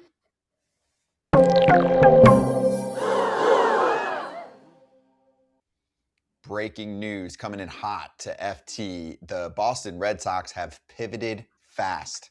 Ranger Suarez, 5 years, $130 million, no deferrals, no opt-outs, and a stronger starting rotation. What do we think? I love this move. Sup, dog? That's what Ranger Suarez said to the Red Sox. Sup, dog? I love this move. Are you kidding me? Pivoting from Bregman to Ranger Suarez. Now they have Sonny Gray, Garrett Crochet, Ranger Suarez, Brian Bayo, and then whoever they picked to finish out that rotation. Don't forget, Kratz. Tell him who he's forgetting. Come on. Oviedo! Johan Oviedo. Johan! Don't mess with the Johan! Yeah, Kratz's favorite. In all seriousness, if you're just catching this out of the blue and wondering why we're going nuts, Kratz is very high on the upside of Johan Oviedo. He's listed as a bullpen guy, though. No. On the Red Sox, yes, he is. On their roster. Yes, he is on MLB.com. MLB.com is But not they have the spot. Early, Tolley, Tanner Houck, Cutter Crawford, Patrick Sandoval. Nope. They have a long list of starters possibility. I mean, this is a solid pitching staff. They're 5 right now heading into camp. If everyone's healthy and they do what they're supposed to do in spring training, is Crochet 1, Ranger Suarez 2, which was what they were looking for at 2. And Red Sox fans were pissed that they didn't get a 2. They felt like Sonny Gray was a 3. Boom, here you go. Here's your 3. And these are all guys that can pitch in a playoff game. 4 is Bayo. 5 is Oviedo. And if you want to be a team that gets through regular season and really make sure you make the playoffs, you need like 10. And that's where you just mentioned 5 others that can float into the mix. They also have here. Jordan Hicks figuring out what he's going to do with him. Yeah, well, good problem. But Whitlock and Chapman at the back end is a pretty good place to start with Weissert. And this is a solid team now. I still think they would like to get a bat. Did you like this right-handed pickup bat. better than, like, if you had to decide between this and Alex It's a nice Bregman? pivot, though. It's a nice pivot. It's a nice pivot. I agree. It's a really nice pivot. Yeah, and they still probably will acquire a bat. Maybe it's Eugenio Suarez to play third and then Marcelo Meyer plays second. Here's why it's a nice fit, and I'm doing it as we talk. But what do the Red Sox, all the Red Sox care about? Playoffs, winning a World Series. Red Sox fans, whatever. Ranger Suarez, obviously I'm freaking out. I can't go too fast. He has a 1.48 ERA. It's 42 innings in the playoffs. Only 13 walks. He's only given up 32 hits. He's got almost a 1 whip in the playoffs. Like, this is a guy who has shown up. Has he thrown a lot of innings in the regular season? No. You just named off 8 or 9 guys that can pitch in the big leagues for this team, have pitched in the big leagues. And yes, it's okay that you had guys that stepped up last year, you know, with Peyton and Conley Early, and you had guys that stepped up and were pitching really well.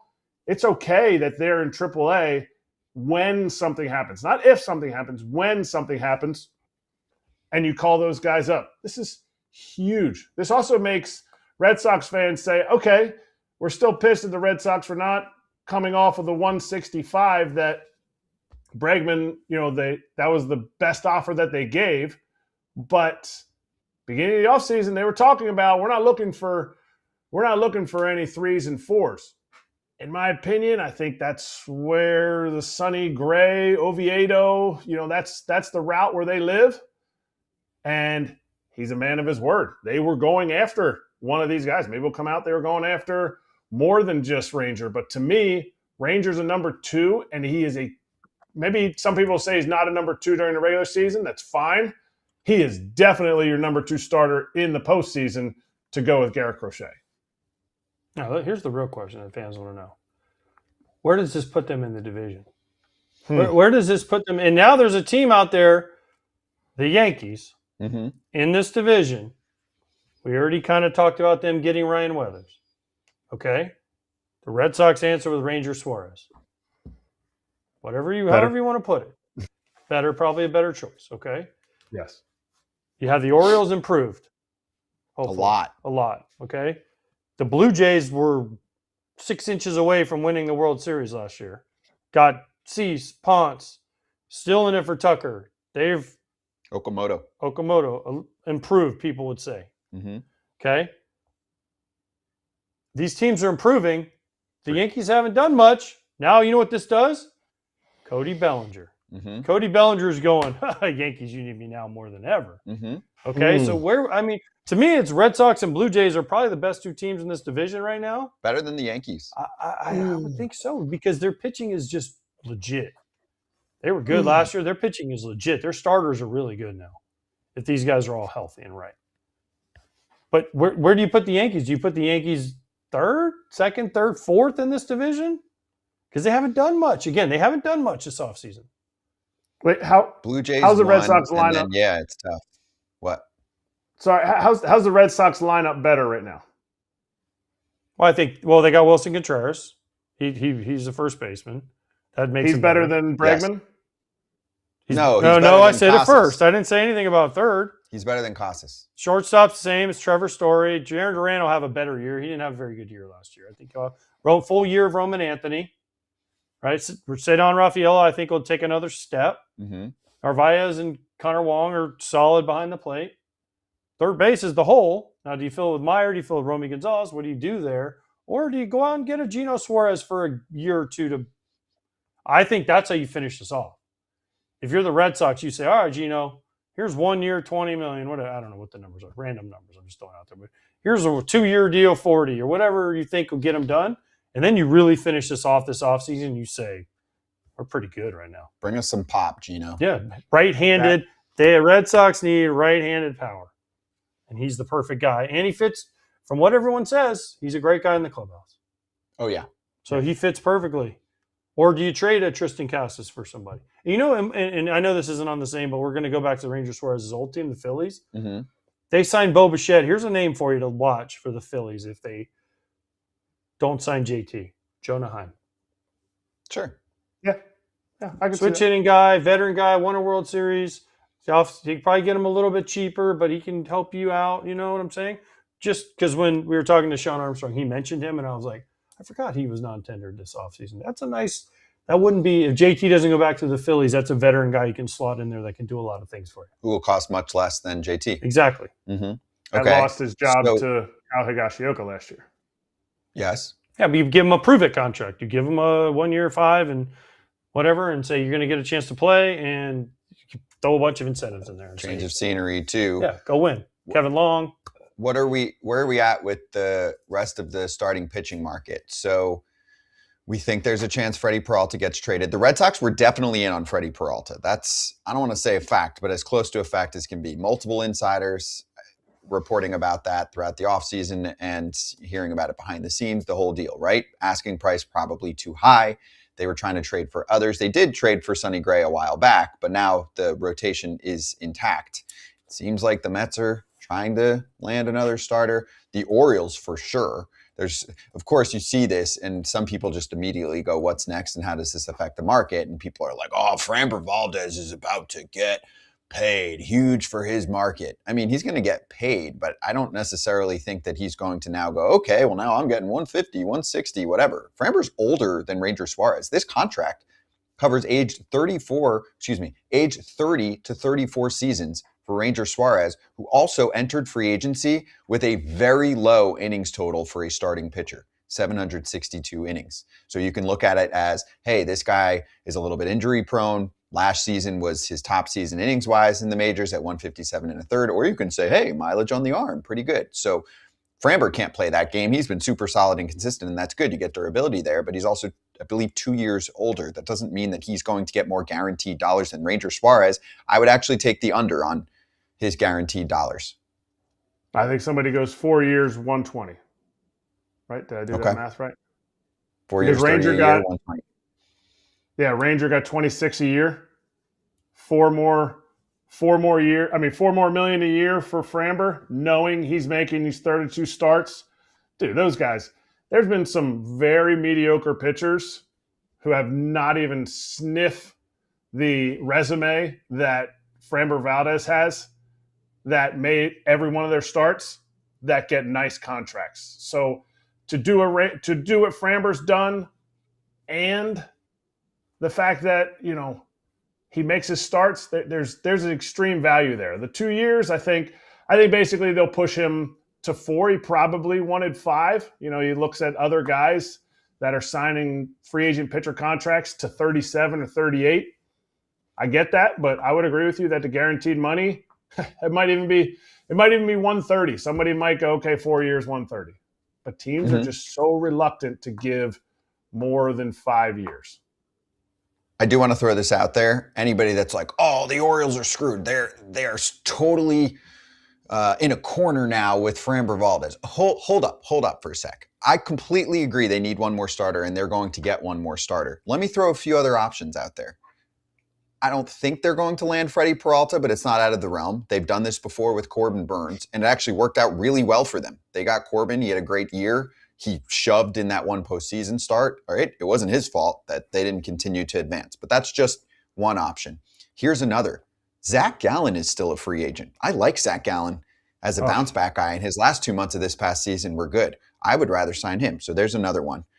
Trade options, there are still more than that. There's still rumblings that Nick Pivetta might get dealt, and I think he would pitch well there. So there are other options for the Orioles beyond Framber Valdez. Clearly, they've had discussions, and they're not yet on the same page on a contract. But when I see people be like, oh, they're screwed, this is their only option now. That's just not the case. That's not how teams operate anymore. Mm-hmm. That's how they create leverage. They go, there are times when a team's like, damn, we really need this guy. And I feel like the Yankees are in that spot with Bellinger. But in most other cases, it's like we have 3 or 4 other starting pitching options that we can look at in the trade or free agent We can market. make a case that they're not that much worse than you. Yeah, our projections have you 5% better. So I'm just throwing that out there. It would be nice. That would be a nice fit for Baltimore, but they are not ride or die on that scenario.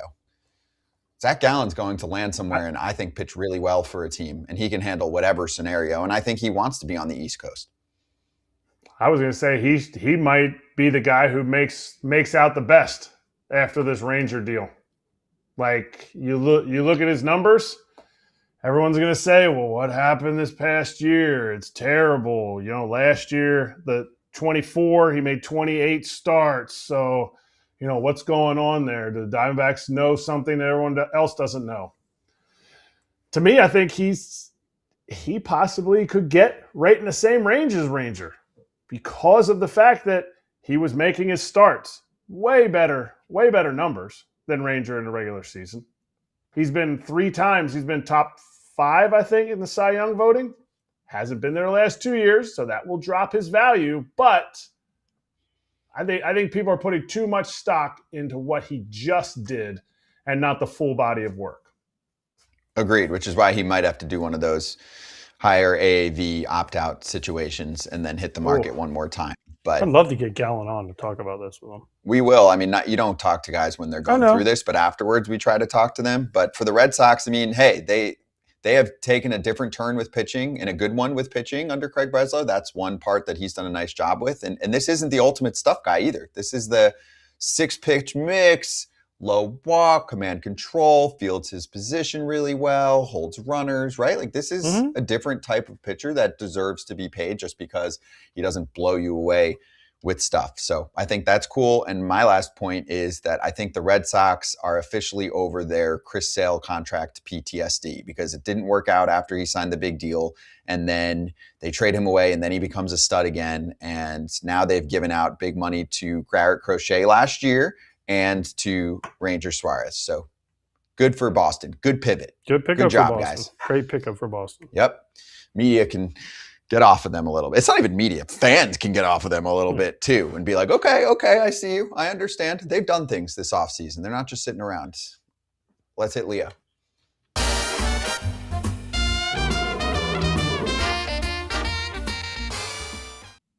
Sneaking in a little futures on the Braves, 87.5 wins, over under. BetMGM has them right up in that playoff range. I mean, that's a playoff team these days if you win 87, 88 games. Right on that cusp. Well, I want to say over, but this is really hard for me. I think that they shored up their bullpen with Suarez and Iglesias. They brought Iglesias back. I think Sale, Strider, another year off Tommy John. I don't see Acuna, Albies, Riley, Olsen, all of them having down years again. They have Drake Baldwin, a full year of Profar, not on steroids. We'll see how that goes.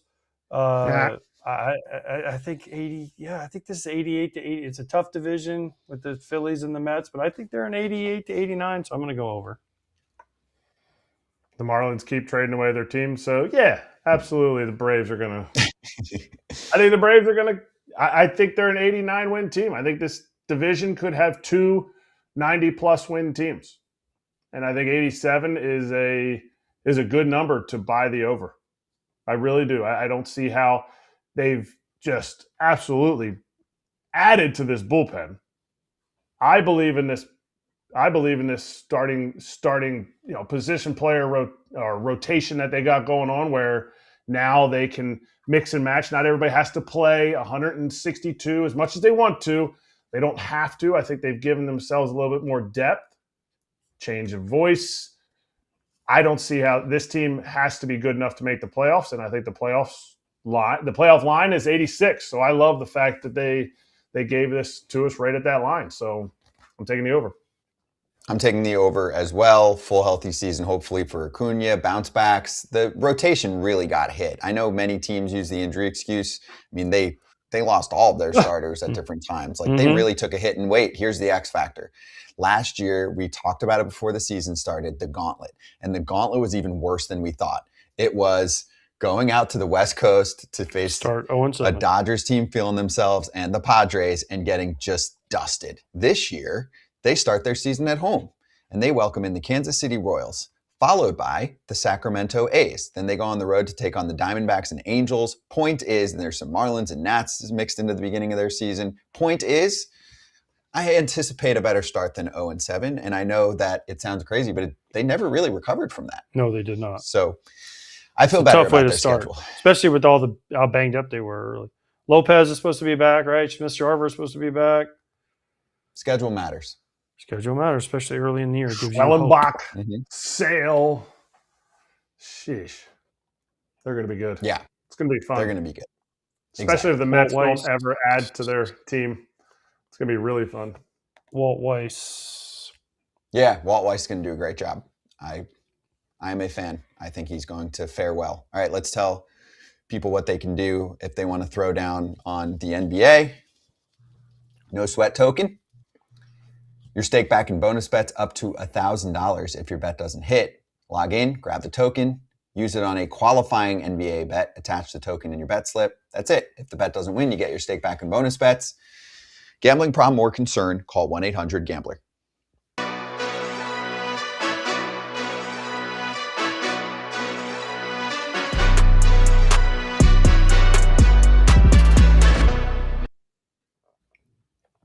Hey, Mayday with Trevor May firing up right about now. So we're going to get off in the next 60 seconds so you can see what Trevor has to say. Love that graphic, by the way. That's so freaking good on the screen if you're listening on the pod. Just tune into Trevor's show. He is actually going to talk further about the in-season tournament. We had a meeting with Trevor yesterday. And he was like, oh, what should I do for Mace-planning? And we were like, tournament. He was into it. Then we found out earlier today some other additions to the WBC. We haven't been doing this on every single show, but like remember we learned about Buxton, Griffin Jacks now was announced today, Gabe Spire. So the Team USA bullpen is starting to round into form. So Spire, who can try and shut down some lefties. By the way, is there an easier pick for Team USA than Griffin Jacks, who went to the Air Force Academy and is still in like the Air Force Reserves? Yes. His wife is in the Air Force Reserves. Like, come on. Paul Skeens is easier, but No, this he's is, not. No, he's not. Griffin Jacks actually like I know. You're was right. in the Air Force. Yes. Not Paul Skeens Noah didn't Song. go there for 2 years. But I Griffin played- Jacks I actually played on- was like in there. It's so cool to see somebody who like is considered active military playing for Team USA. I played with Noah Song when I played in 2019.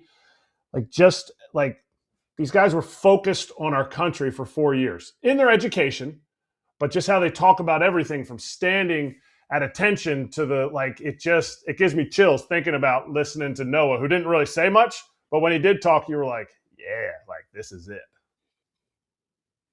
Last one.